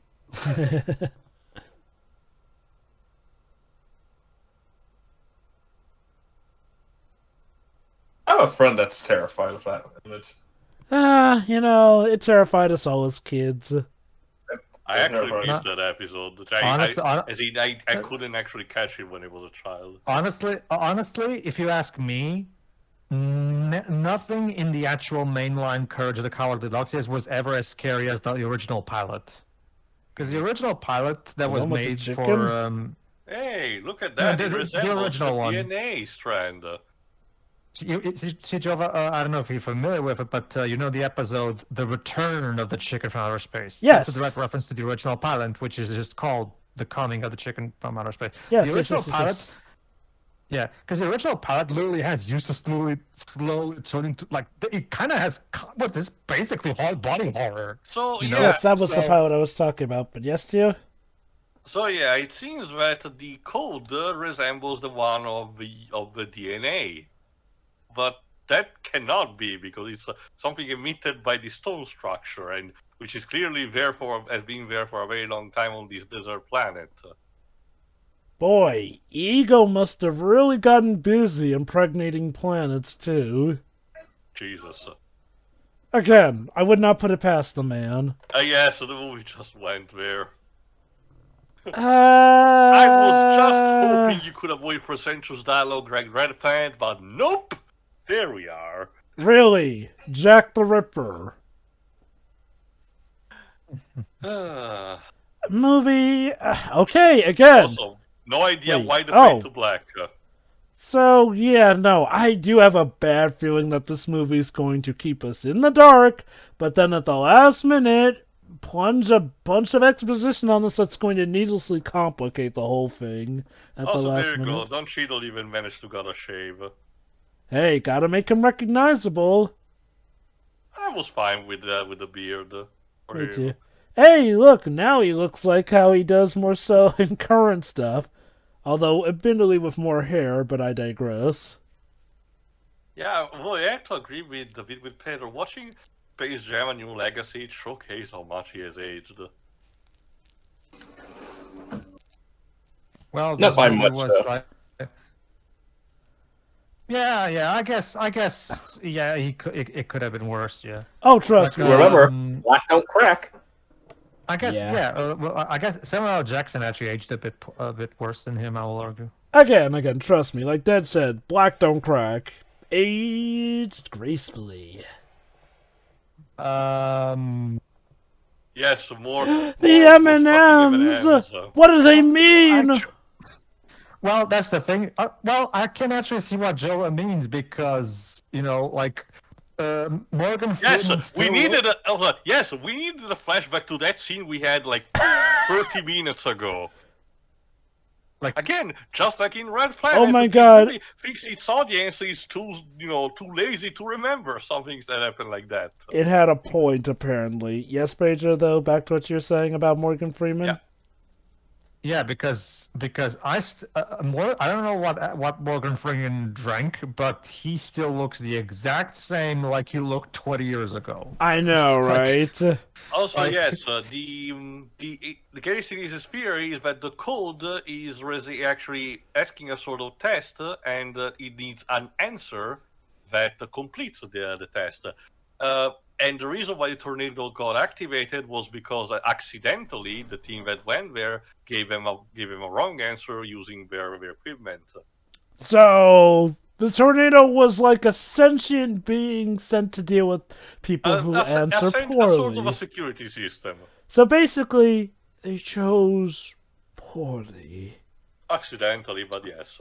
So wait, what did this? Basically, the movie decided to remind you of something that happened 13 minutes ago because they think you're too stupid to remember. Essentially, Graves, remember the code. Sorry, the sound that the face emitting resembles the one of human DNA, and Gary Sinise is theorizing that if they produce a sound that completes the frequency, it should actually be recognized as the correct sequence. Just one question, Morgan Freeman. Why is it that every time something needs explaining, you show up? Because every time I explain something, I earn a new freckle. Ding! Legends say that Morgan Freeman keeps himself alive with every narration he gives. And every new freckle he gains. In fact, some people even think that Morgan Freeman is going to narrate his own documentary in eulogy. I woke up at around 10 a.m. and then I proceeded to go to work. Okay. So yeah, let's give it another try using the rover. Tell me you wouldn't want to see Morgan Freeman narrate his own documentary. Although, granted, Morgan Freeman could read the phone book and people would probably still get a kick out of that. Obviously. Reminds me of that Family Guy cutaway where Peter... Reminds me of that Family Guy cutaway where Peter started narrating his own life. I woke up all of a sudden as I looked to Lois. Those beautiful young eyes that I once knew have now become old and stagnant. And then Lois punches him in the face. All right, so let's see if this works. Mm-hmm. Let me guess. It's not going to, so one of them has to get close. Do it.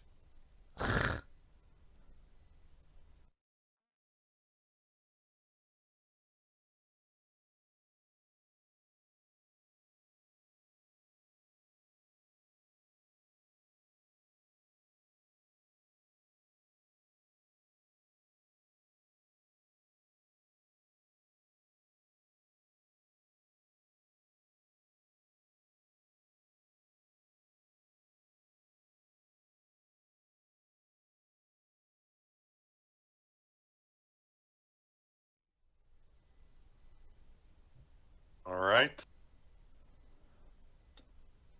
Dun-dun-dun, dun-dun-dun, dun-dun-dun, dun-dun. It's kind of like that. Huh?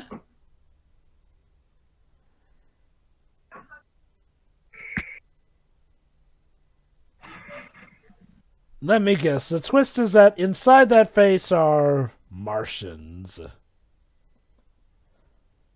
Because I have no idea what's going on at this point. I'm bored. Well, again, we're trying to figure out what's going on here so that we can make it off the planet Oh. safely.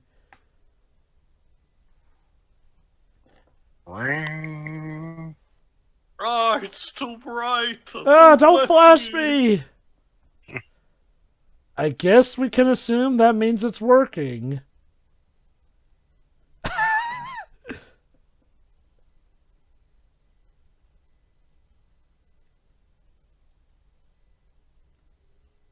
Sure. Let's go in there, maybe? Is it just me or has this turned into Professor Layton in space? You have to solve this puzzle to get to the other puzzle. Kinda. I'm sorry. And Gabe, then- you don't have enough of a quota, Matt, puzzle solved. Again, I'm guessing the I'm main... sorry, you can't go to Earth until we've solved 70 puzzles. Again, I'm guessing the main reason they're doing this is because they assume that they don't want to risk the devil tornado eating them if they try to leave. Or, again, if somebody yeah. approaches. The comic relief will actually stay behind while these three actually will go inside. I wonder if anything bad will happen. This was quite I a can see it. conundrum. I can see it now, actually. Puzzle number 0992. The Mars Conundrum. Solve the fucking puzzle quickly or we're all gonna fucking die. Remember, Is that like a droid tutorial? Draw some circle and then draw the rest of a fucking owl? remember, guys, in the crossover, Layden at some point has to go to the moon to get a hint coin. Yeah, obviously. This was quite the conundrum. Look, all I'm saying is there's going to be an Ace Attorney game with how ridiculous the franchise has gotten. If he's just going to stop a meteor by just saying objection and why it can't do Pointing it. finger at it. And my god, it will be awesome. Or stupid. Both. Awesomely stupid. Both can work. Yes, Yep. awesomely stupid, like Tia suggested. Seriously, that series has gotten fast. Oh, yes, guys. Oh no! The Apple Store. Hey, guy. No! Hey, guys, I'm sure in 2020 we'll still be using floppy disks. I mean, Oh, yeah. Absolutely. about what you guys were just talking about, I know it's not canon, but someone made an objection LOL video in which Phoenix causes a courtroom to explode by playing his piano badly. And the door just closed behind them. And that Oh, knocks dear. out the air conditioning. And yes, you can tell the inspiration from 2001. You know, it's funny, Dweebs, that you mentioned that. I remember also somebody making a parody video that shows Maya constantly getting arrested in different circumstances accused of murder, and one of those is where they're literally out in space, where she should not be able to have the access to murder anyone, but somehow she still gets accused of murder. That's the thing too. That's the thing too. Considering the silliness of this move, it's probably going to be more like the Freakazoid nod of 2001. Okay. Could you tell me where the bathroom is? I Okay. don't know. Shoot. Okay.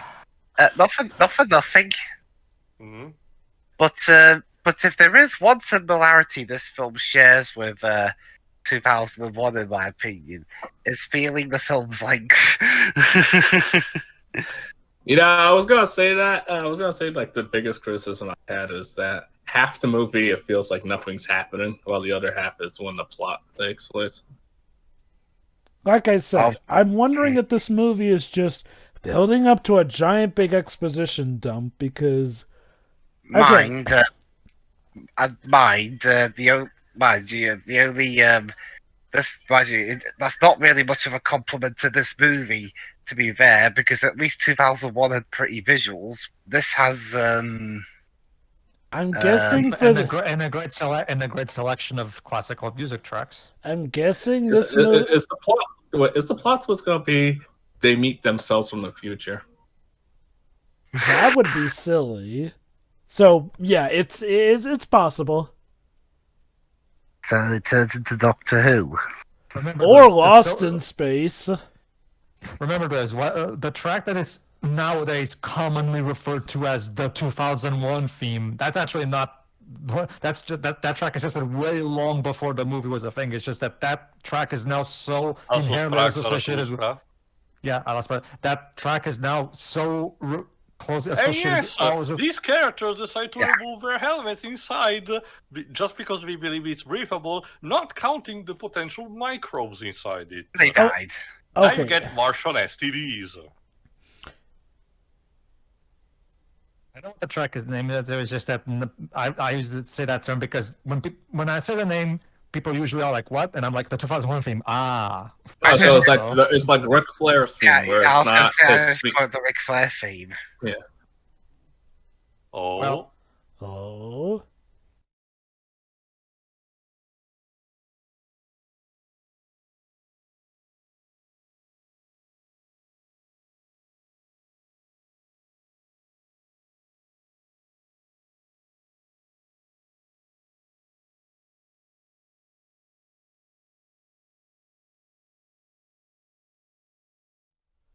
So what are we gonna find inside? Can you imagine if the movie just cut out at this point? I know, right? It would have been like, it's up to your imagination what they saw. Honestly, Christ, Brian. You that would really be- have 2001 at home, don't you?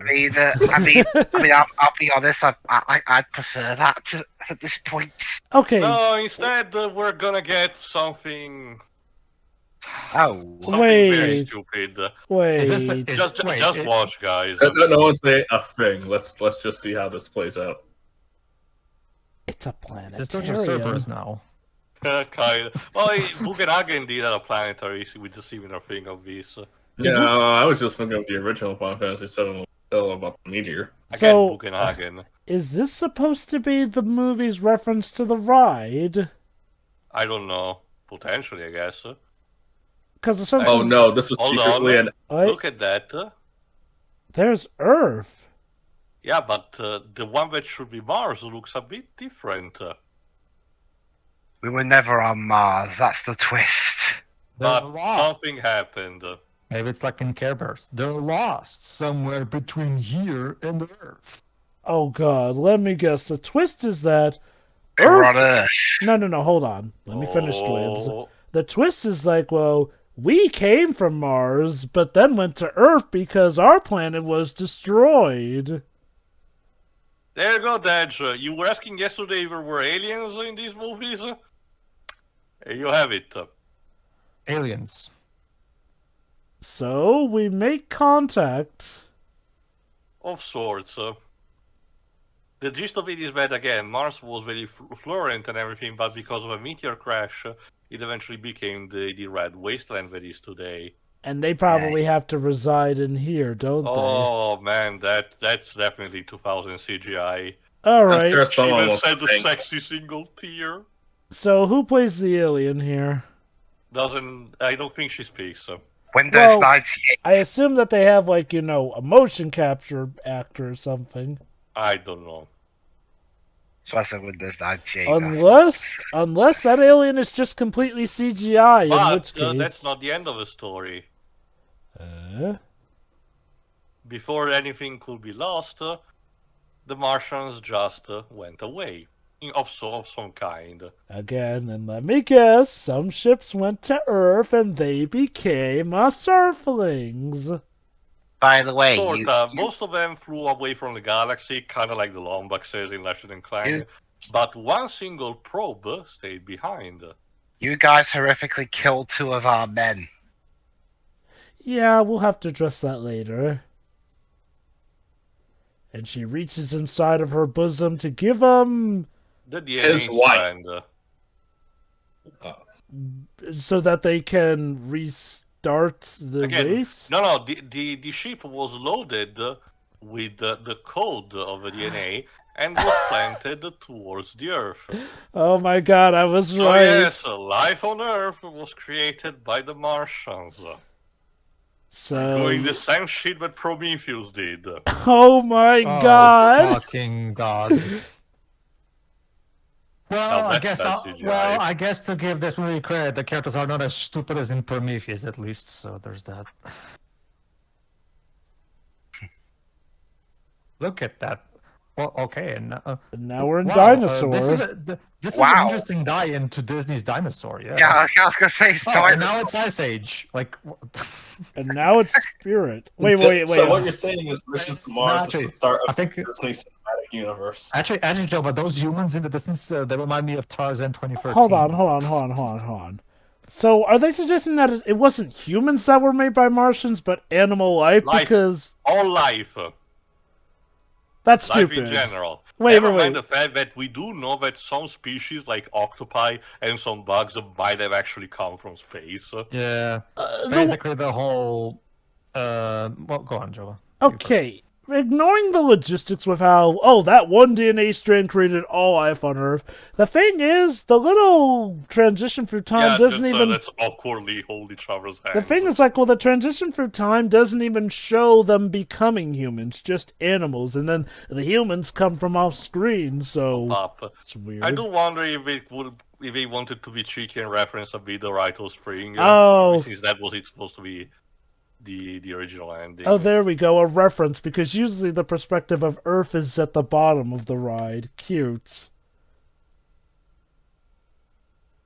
So yeah, as you can, like I told you, Drovat, I can definitely tell that this is different than the ride in terms Yeah, of I can definitely tell you the ride did not suggest that. Drovat, it ain't over yet.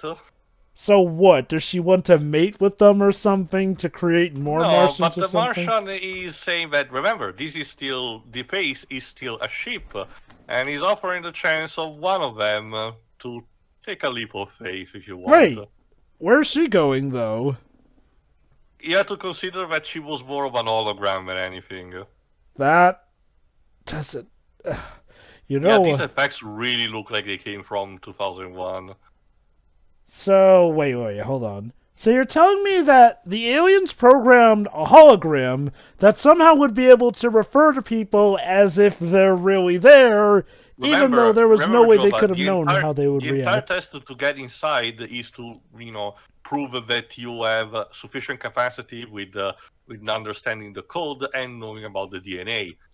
That assumes a base level that the alien will understand from the people who will go inside. But in that case, why the need for the security system, though? Were they afraid that, somebody would abuse this, by their records, ancient technology? The face to actually be destroyed by interference. You can argue that, it did malfunction like that, instead of working correctly. But yeah, the point is that Jim wants to stay behind. Why? So because he has something to live for. Because remember, Jova, he has no more wife. I'm pretty sure God, there's more fish in the sea, man. Jesus. Also, I'm pretty sure your wife wouldn't want you to just essentially commit self-die like this. To be fair, a constant theme of this movie was everyone to tell him that his work was entirely his life. The space and everything. So he believes that this is the best choice for him. Okay, I'm not sure it's because of the angle or something, but I swear this guy keeps changing what he looks, what other actor he looks like as the movie goes on. Now he looks like Jason Isaacs. I know, right? Seeing it. There's just something about his face that Maybe is you guys weird. really are not used to Garrison Easy. I guess not. But No, you see that it's kind of a pet peeve of mine where it's just like whenever there's this overblown reaction to the death. You're not the first person to have a loved one die. Okay, to be fair, how people process grief and death can be different from one another. Way. That being said, I don't think this is a productive end, though. Wait, so his plan is to, I guess, go out and find the Martians? Stay behind. Remember, the countdown is supposedly for the Phase 2 launch as a spaceship to join the others in their quest towards the galaxy. Also, what about the comic relief guy? He's still outside. He's still alive, and he's gonna be the one carrying the others towards, helping also the others eventually to get back on the space station. But, is he just out of the movie now? Granted, we have a bit of movie left here, so I wonder if we're supposed to get a big climax. Because, again, I mean, does this guarantee that now the Red Devil tornado thing won't destroy the Yes, mothership if it comes near? that was the mothership. That was essentially the face security system that was reacting only if a wrong signal was emitted towards them. So that was only that. Like, hypothetically, if the astronauts just arrived and emitted no signal, nothing would have happened. So this guy's going to die in a planetarium, pretty much. Well, not necessarily die. Maybe depends on how much the ship will take to reach whatever its destination is. My guess is that this is what they would have been building up to in a sequel. So, Potentially, I don't know. Goodbye, Jason Isaac. Okay. Why does he look like that one? Brandon Fraser. I mean, Yeah, he looks like Brendan Fraser, and he also looks like that one guy from The Rock. I was going to say instead of the Rock, the mini rocket looks like the one from the Toys for Bob logo. Oh yeah. Just missing the burping clown. So, yeah, there goes, I guess, here's the thing, Jim was kind of like the leading man for most of this movie, and now I guess he's out of the movie? Well, it's not dead, so... Okay, again. Uh-oh, still missing a bit of time.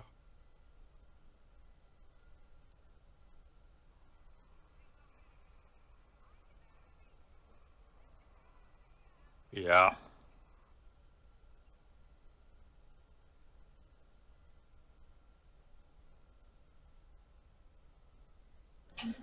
Okay.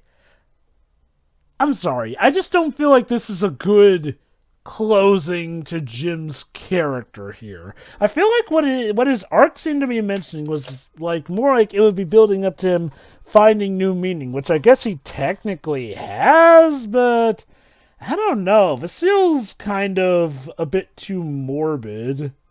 What the heck?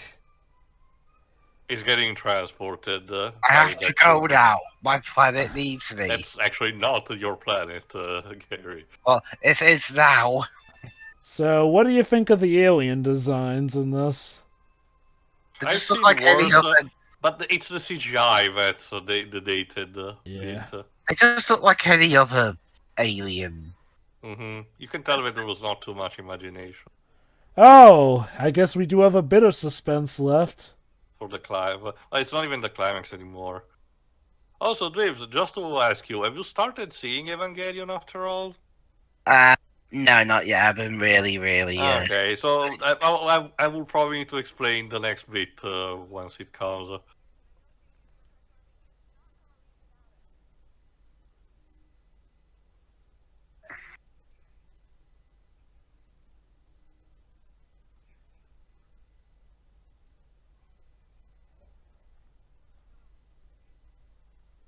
Your wish has been granted. Leave a message after the beep. Yeah. Ah, so that's his name, Phil. Phil. Aww, he was crying, guys. Let me check which actor Jerry O'Connell playing him. Oh, great! He was in Piranha 3D. Wait, And Jerry? right, he was one of the main characters in Now Candle you're Jack. going to drown. Also Crossing Jordan. Also Star Trek Lower Decks. Great. Let me guess, cryogenic juice or whatnot. Like I said, a reference, not a reference, but similarly, a lot of science fiction loves to do that, being like in Evangelion, a liquid that is actually breathable. The idea of science biology 101, the reason we drown in water is because our oxygens cannot actually filter out our lungs cannot filter out the oxygen in the water. So most science fiction comes up with a liquid that actually is hyperoxygenated and allows us to do that.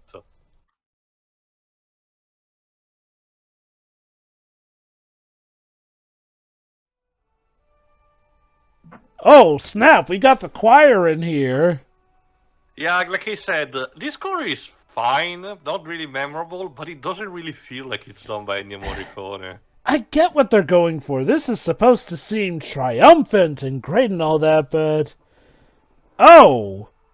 And I guess by launching the ship there, that destroys the face. The base, yes. That seems like a weird design flaw, I'm gonna be honest. And he died, I guess. Now, don't you see, Dwibs? You send it into the heavens to find... Oh, yeah, see, he's probably in the ship. Again, why would you make it so that your ship would destroy your base? Oh, and look, a flashback to all those great times. The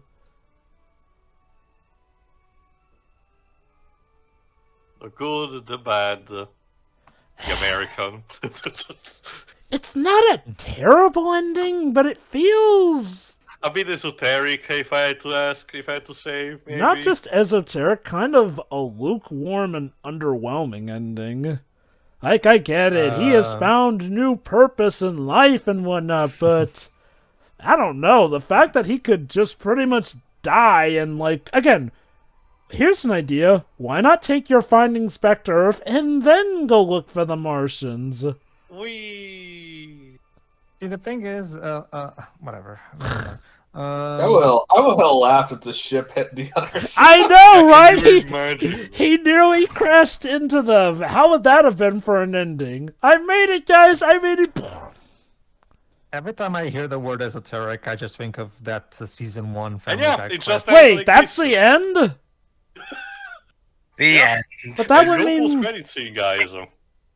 Well... So, unfortunately, Jim will not be invited to the Eternals initiative, unfortunately. So, Oh, God. so anyway, instead, final thoughts. Libs, Ribs. Well, that was pretty boring. compared to what you remember about Red Planet, what do you think of the movie in relation to that? But as boring. Don't you think it might be worse? No, because in that film, outside of the fracas going on behind the scenes, it just wasn't a very exciting film, and this film was no better than that. The only thing that this film has over that one is, aside from the not as bad behind the scenes trouble, the acting's better. I recall Red Planet actually being actively bad as well, which I don't think this movie ever got to, so there's that. Yeah, well, I mean, that film was the one and only time that directed the film. Yeah. Whereas this one, apparently this film went so badly it caused Brian De Palma to flee to France. Just to mention, for the sake of, since you guys bothered to actually went for the bet, the final tally is that only Woody technically died. Jim just decided to fuck out to another galaxy, but otherwise everyone else survived. So I guess I was right when I said that know. Woody would. Well, when I said that either Woody or Terry would die, but okay, I was pleasantly surprised that nobody else died after that. I'll be honest. Also, okay, I'm not a big fan of 2001, but even then, the constant references to that film in the second half are just really distracting. It just makes you want to watch that movie instead, right? Yeah, that's the big problem when films do references that make you want to watch that movie instead, as opposed to like after you've seen the movie. It's funny Yeah. because people speculate that Disney made the Black Hole, the movie The Black Hole, trying to be their own version of 2001. I really do get the feeling that this movie had a sequel in mind where Jim would have found that extraterrestrial life. Oh god, Mission to Mars 2.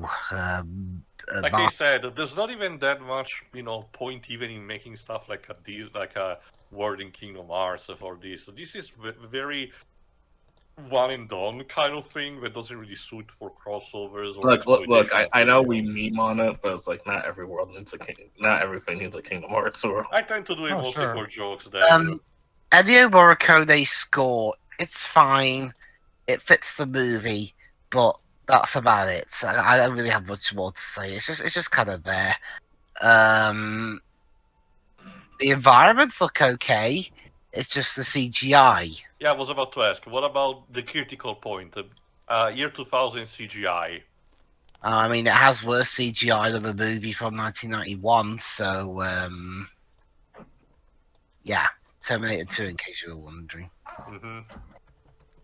Again, a film having worse effects than a film that came out nearly 10 years earlier. That's it's like. Unfortunate. Anything else I could bring up? The proper question of something that you haven't said yet. What do you think of quote-unquote the twist? The idea that in a desperate attempt to save themselves from the planet, the Martians created life on Earth. The Martians are dicks. They killed 2 people. That doesn't really have to do with the twist, though.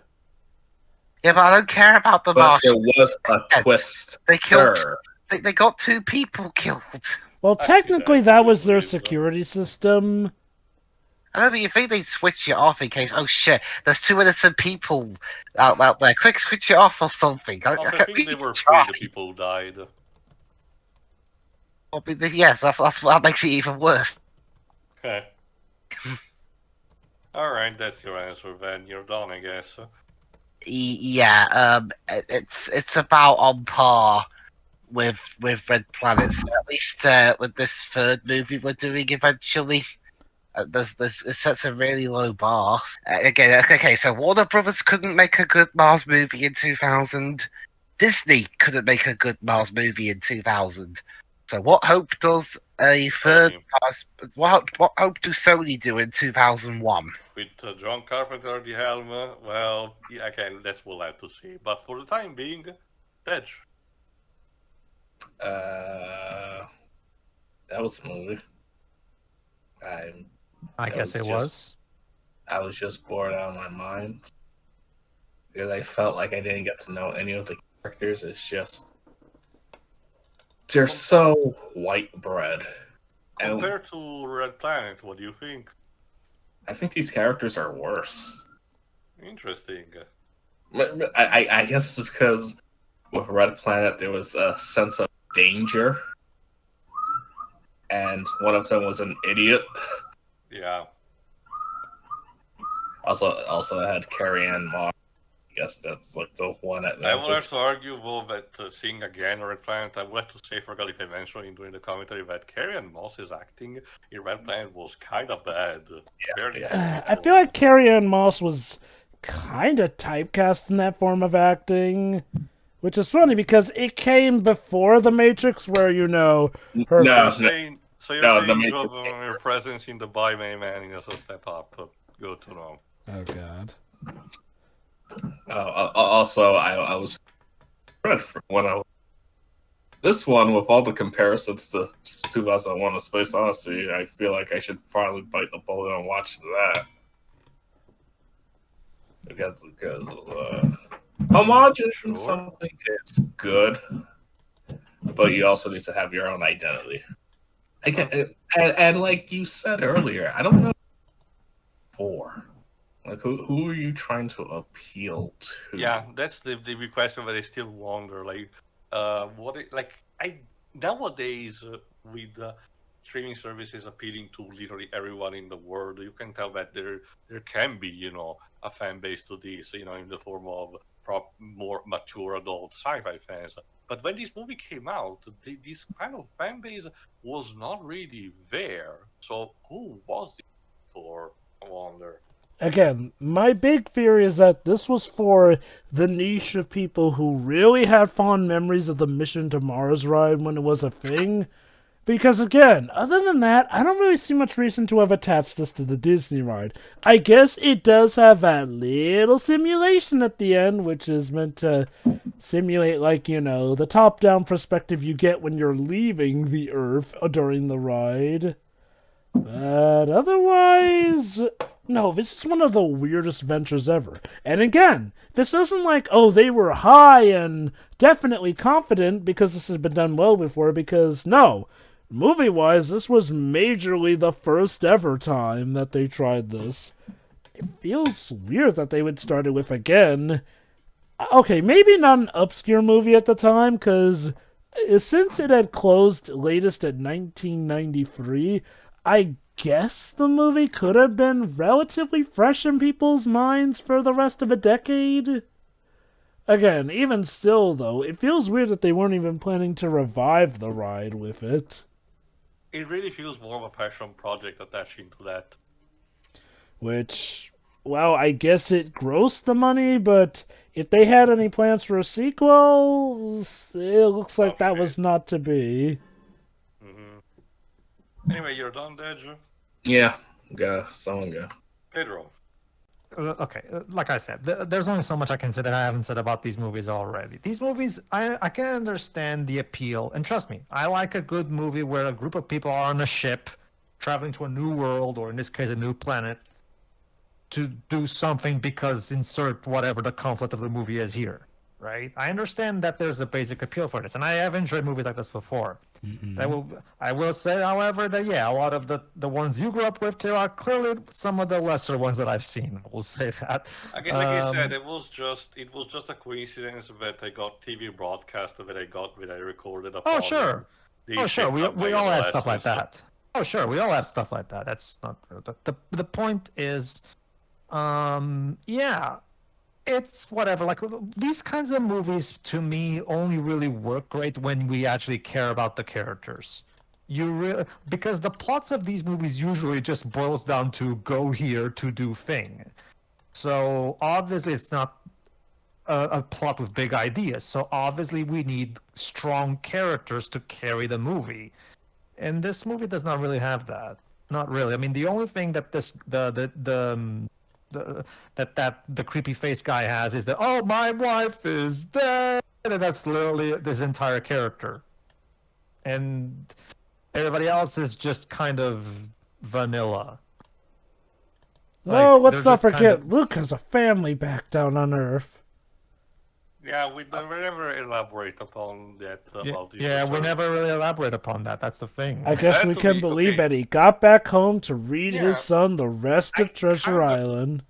Now that I can think about it, I guess the movie would have benefited of Where Are We Now epilogue, saying that, Luke went back to his family and enjoyed the time they were missing, Phil did something like that. Again, this really makes Terry did this, and Jim is still looking. We're still hoping that he's out there in space. Stuff like this really does make me think what they had in mind was a sequel that would have picked up where this venture left off, essentially. That's the best way I can make heads or tails of why they ended it so abruptly. And honestly, even if you do have a sequel in mind, I don't think it's a good idea to be that blatant with your sequel hooks. Because otherwise, you're essentially just saying, oh, sorry, our story's incomplete. Wait for the sequel when we actually complete it. Like Lester Bender. What about the twist, Pedro? What do you think of that? Okay, let me I'll say that for the last, because I've that's actually the thing that I have the most to say about. But okay. Oh boy. Yeah, the music is fine, but yeah, like Taylor said, not his best score.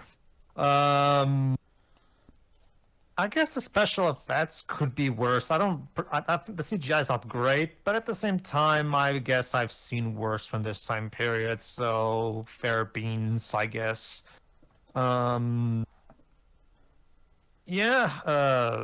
That's basically it. The pacing of the movie is also a problem because, forgot the first half hour or so, the movie really loves to just stay there and spin its fucking wheels. And yes, like we've talked about, a lot of this just comes across as Brian De Palma saying, I have the 2001 A Space Odyssey at home. Okay, again, I agree with Diz. I don't think it ever gets to the point of blatant ripoff. I would say that the homages are pretty much just that. I'm not accusing it of being a ripoff. I'm not accusing it of being a ripoff, Joe. If I'm going to accuse a sci-fi movie for taking cues for 2001 to being a ripoff, I would have to basically call a ripoff to practically every sci-fi movie that has ever been made since like the 80s. Because 2001: A Space Odyssey is the most influential sci-fi movie ever made. It completely changed the genre. Remember, before 2001, the sci-fi genre was mostly just alien invasion movies. It was basically just dumb B schlock stuff. There was the occasionally smart movie that tried to tackle interesting ideas, like okay, remind me, Tay, when did the original Star Trek series started? The 60s, I believe. Yeah, because 2001 was in 68, if I remember correctly. So I think it was after Star Trek, if I remember correctly.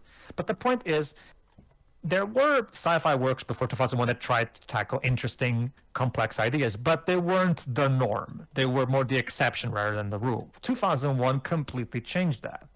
You know, the whole AI / machine / robot / whatever, gaining sentient, becoming sentient, and turning against their human masters.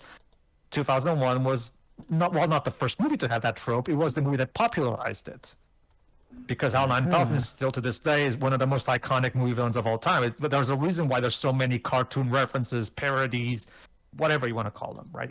So I can understand that. Yes, of course, there's going to be some stuff like 2001 because a practical, like look at the, Christopher Nolan's Interstellar. Christopher Nolan's Interstellar is basically a more casual movie going on as friendly version of 2001. Where it expresses its ideas in a more conventional free act structure way with more characters and arcs rather than the usual, oh, this movie is just basically a ride. Because 2001 A Space Odyssey, much like Fantasia, is basically just a movie where you just experience. You don't so much watch 2001, you experience it. It's an experience. That's what Kubrick wanted to do with that movie. But the point is, I understand. That being said, sometimes it really feels like Brian De Palma is just screaming in my face about how much he loves the movie. And don't get me wrong, dude, I love the movie too, but damn, come on, keep it in your pants. Like this, like I said, part of me wonders if this was supposed to be like a stealth 2001 A Space Odyssey set close to 2001, since, again, this movie came out in 2000, so... And then we got 2012, whatever. The point is, no, 2010. Sorry, 2010. 2012 is the Roland Emmerich movie. 2012 is the Roland. 2010 with a dolphin that talk.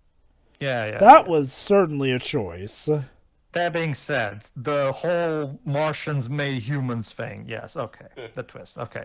Is that also a 2001 reference? No, it's not. But I think I can kind of understand where this comes from, because okay. Well, okay. Never mind. Let me rephrase that. Like, I can suspect where this comes from, but I don't know where Brian De Palma's views on creation. But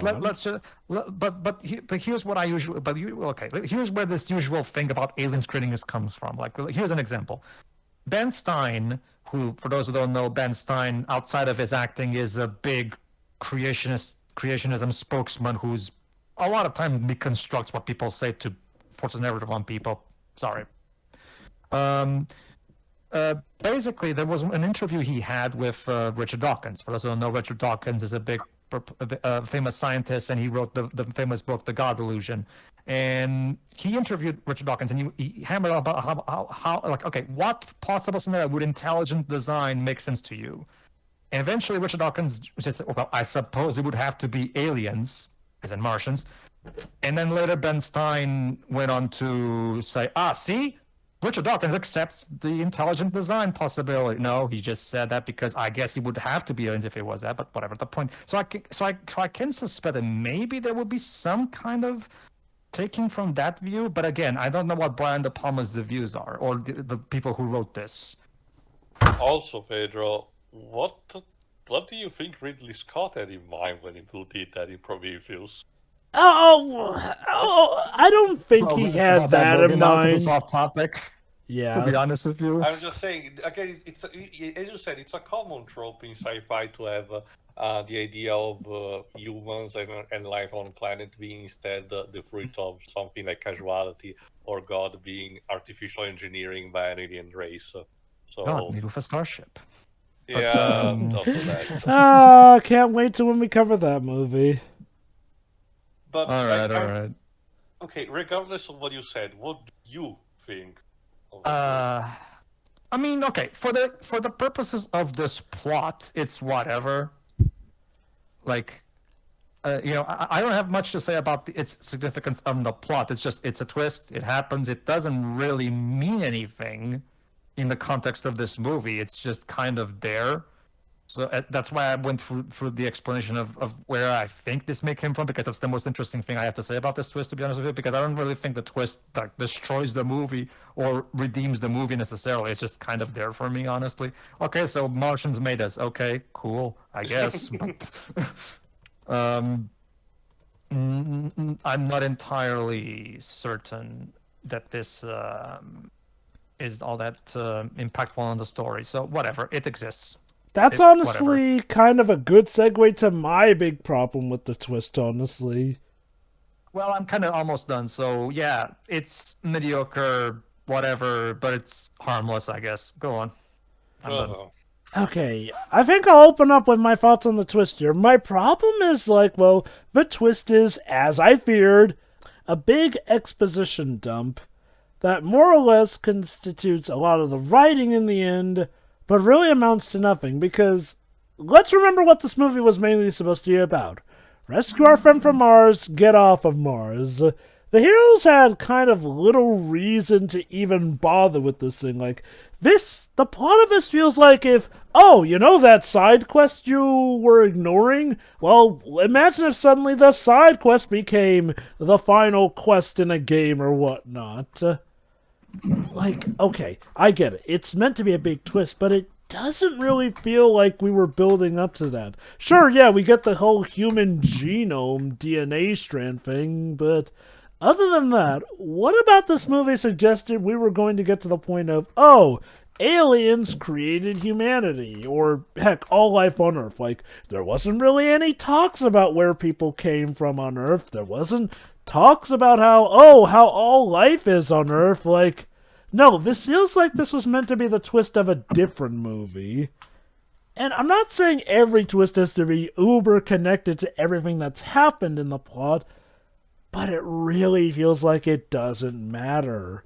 And again, I'm not even sure I really agree with where Jim's character went. He wants to go find the aliens. Why? Is that supposed to be his way of getting over his wife's death?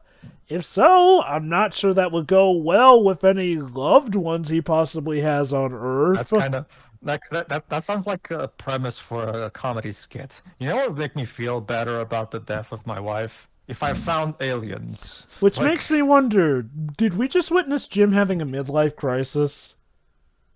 Basically. Huh. And the movie portrays that as a good thing. Look, I get it. He's happier now, but... No, I think Tio put it best. It's an esoteric ending. Is this really as happy as the movie's suggesting? Not to mention the fact that, again, arguably, we didn't even need to risk our stuff going there. We get it. They were doing it as a precaution, but the actual result is we didn't need to do that. And again, hilariously, his ship that he leaves in nearly crashes into their ship. I'm just gonna say it, these Martians were kind of dumb. For some reason, they designed it so that their ship will destroy the base, possibly getting rid of any evidence that they were ever around. Alright, Joe, so that begs the question. Yeah. Which aliens are the stupidest? These or the aliens from Signs? God. Well, I guess... Okay. Yes. I want to save that for generations of that. But as someone who actually appreciates the movie, I would like to say the only thing I genuinely agree on stupidity on part of aliens in Signs is the whole we cannot get past through wood. Because that is genuinely stupid. The weakness to water... I have more contention on that, but that's for the movie itself. Okay, but anyway, back to this one. I guess I'm gonna say the aliens in Signs are still dumber. These aliens, I guess, did create life on Earth. So, they got that, I guess. And again, we could literally spend hours picking apart the idea that all life, all life came from that DNA strand, but maybe they're just too advanced for our comprehension, yada, yada, yada. And the thing is, it doesn't even feel like we really get that much payoff. It's not even like we know if Jim will find the aliens or whatnot. For all we know, he might die in space. For all we know, the aliens are dead in space. And it ends so abruptly, too. I can only imagine that they were definitely expecting a sequel, because otherwise, this ending feels empty. Like, again, at the very least, like Tio mentioned, a sign of where are they now could have at least helped us show that, yes, it was worth it, and see how some are dealing with their losses and whatnot. But nope, it's just he shoots off into space like it's the goddamn Lost in Space movie, and that's it. At least the credits were not seizure-inducing. Ugh.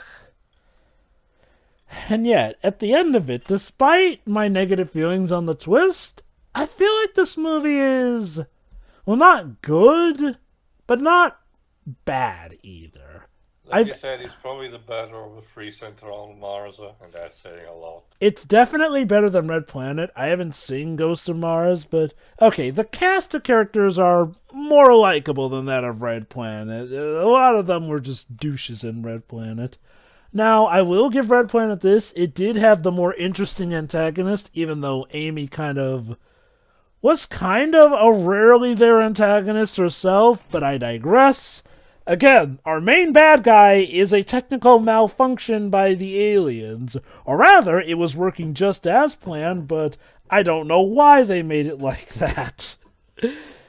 But yeah, no, and that's the thing. We only see that tornado for that one scene, and it's never seen again, because they solved the puzzle right the second time.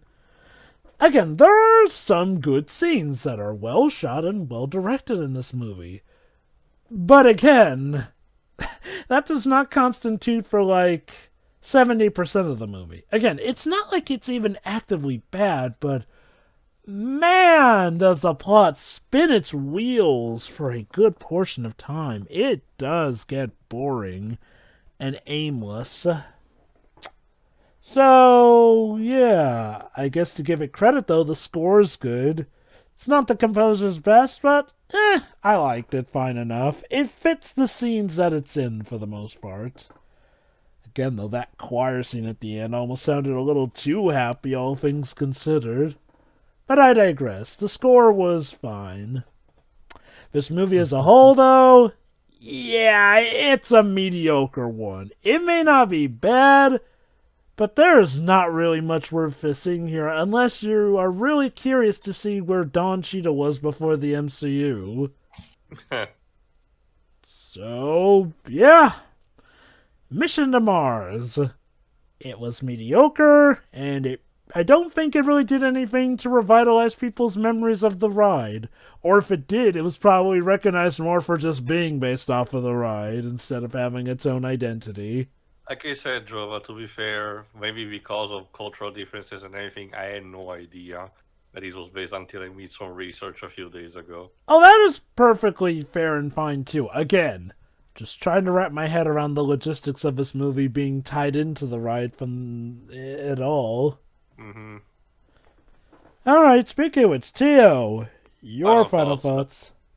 Like I said, I'm mostly fine with the movie despite everything.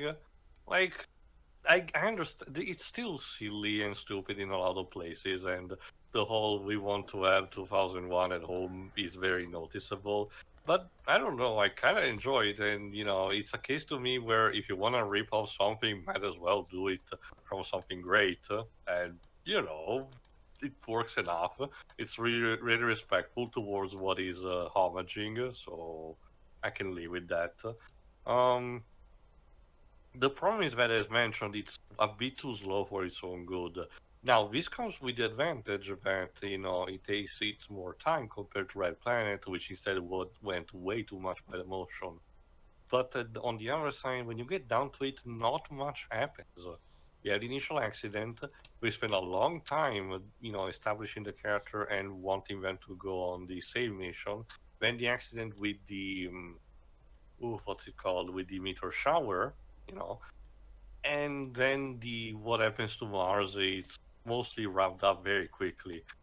Again, it just needed a bit more in the second, third act, and a bit less in the first. Like, I don't know. I think it could have worked out. I'm fine with the acting. As someone who has seen a lot of CSI New York, I really don't see what you guys are saying about Gary Sinise and his special expressions. I think he's just fine. Oh, that wasn't me. That Whatever. was more so the No, other no, no. guys. I said in plural, whatever. Um, the point is that Don Cheadle also is fine with this. Again, nice for the movie to subvert the usual tropes and letting the black guy not only not die first, but being one of the major survivors of the movie. Not just that, not being a token and being instead properly a character in general. Yeah, that was nice. We can also see the crew of the space station being diversified enough, so you can tell Brian De Palma or some of the executives had some thoughts in mind on that front. Oh, that's nice. The twist. Okay. It's no, that's the thing. It's not even like a film that really pisses me off or anything because It's just silly. again, it's also lacking a bit of explanation because it really just is just a single piece of DNA. It's like the concept of again to compare it to a Fox project done around this time. Titan A is built around something similar to Noah's Ark, containing all the genetic code of different species from the Earth, saved so they can be preserved in case the Earth gets destroyed. You know, but that one maybe works because it has DNA from all of the species instead of just one string of code that gets tossed into a planet and evolves from there. Like I said, Fossil Fighters did this plot better.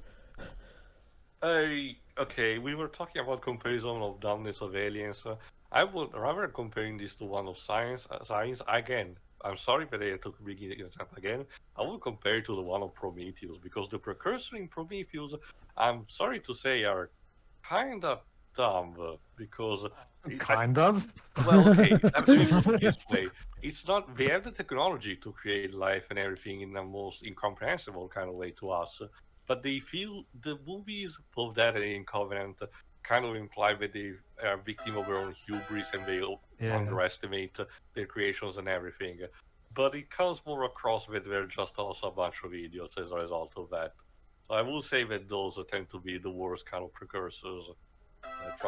I create life. But I destroy it. And I destroy it. God bless Eddie Redmayne for trying to liven up that movie. Well, Eddie remains the best part of that movie, as far as I'm concerned. The score is alright, not memorable, but maybe the parts at the end.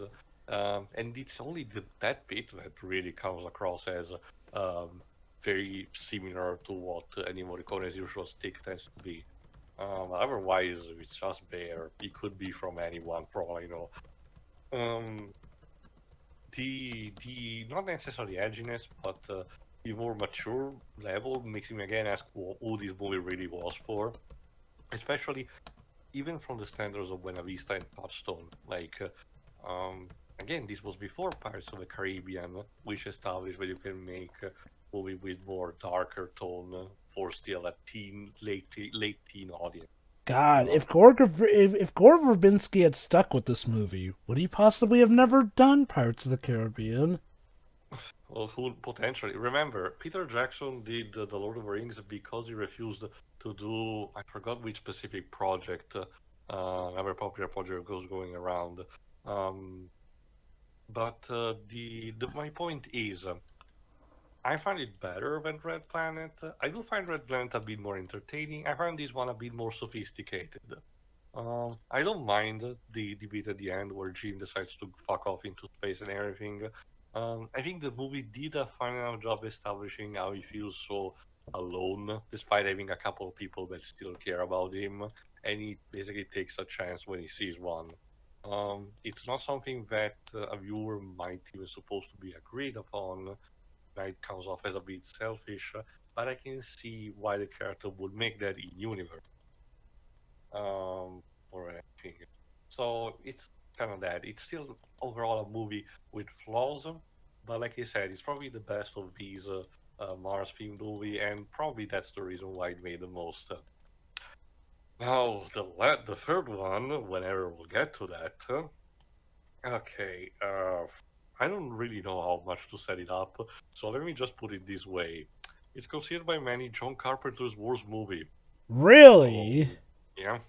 And it was apparently so bad at the box office and critical that John Carpenter decided to retire from directing for at least like around 9 to 10 years. Wow. So that movie was very much nearly his last.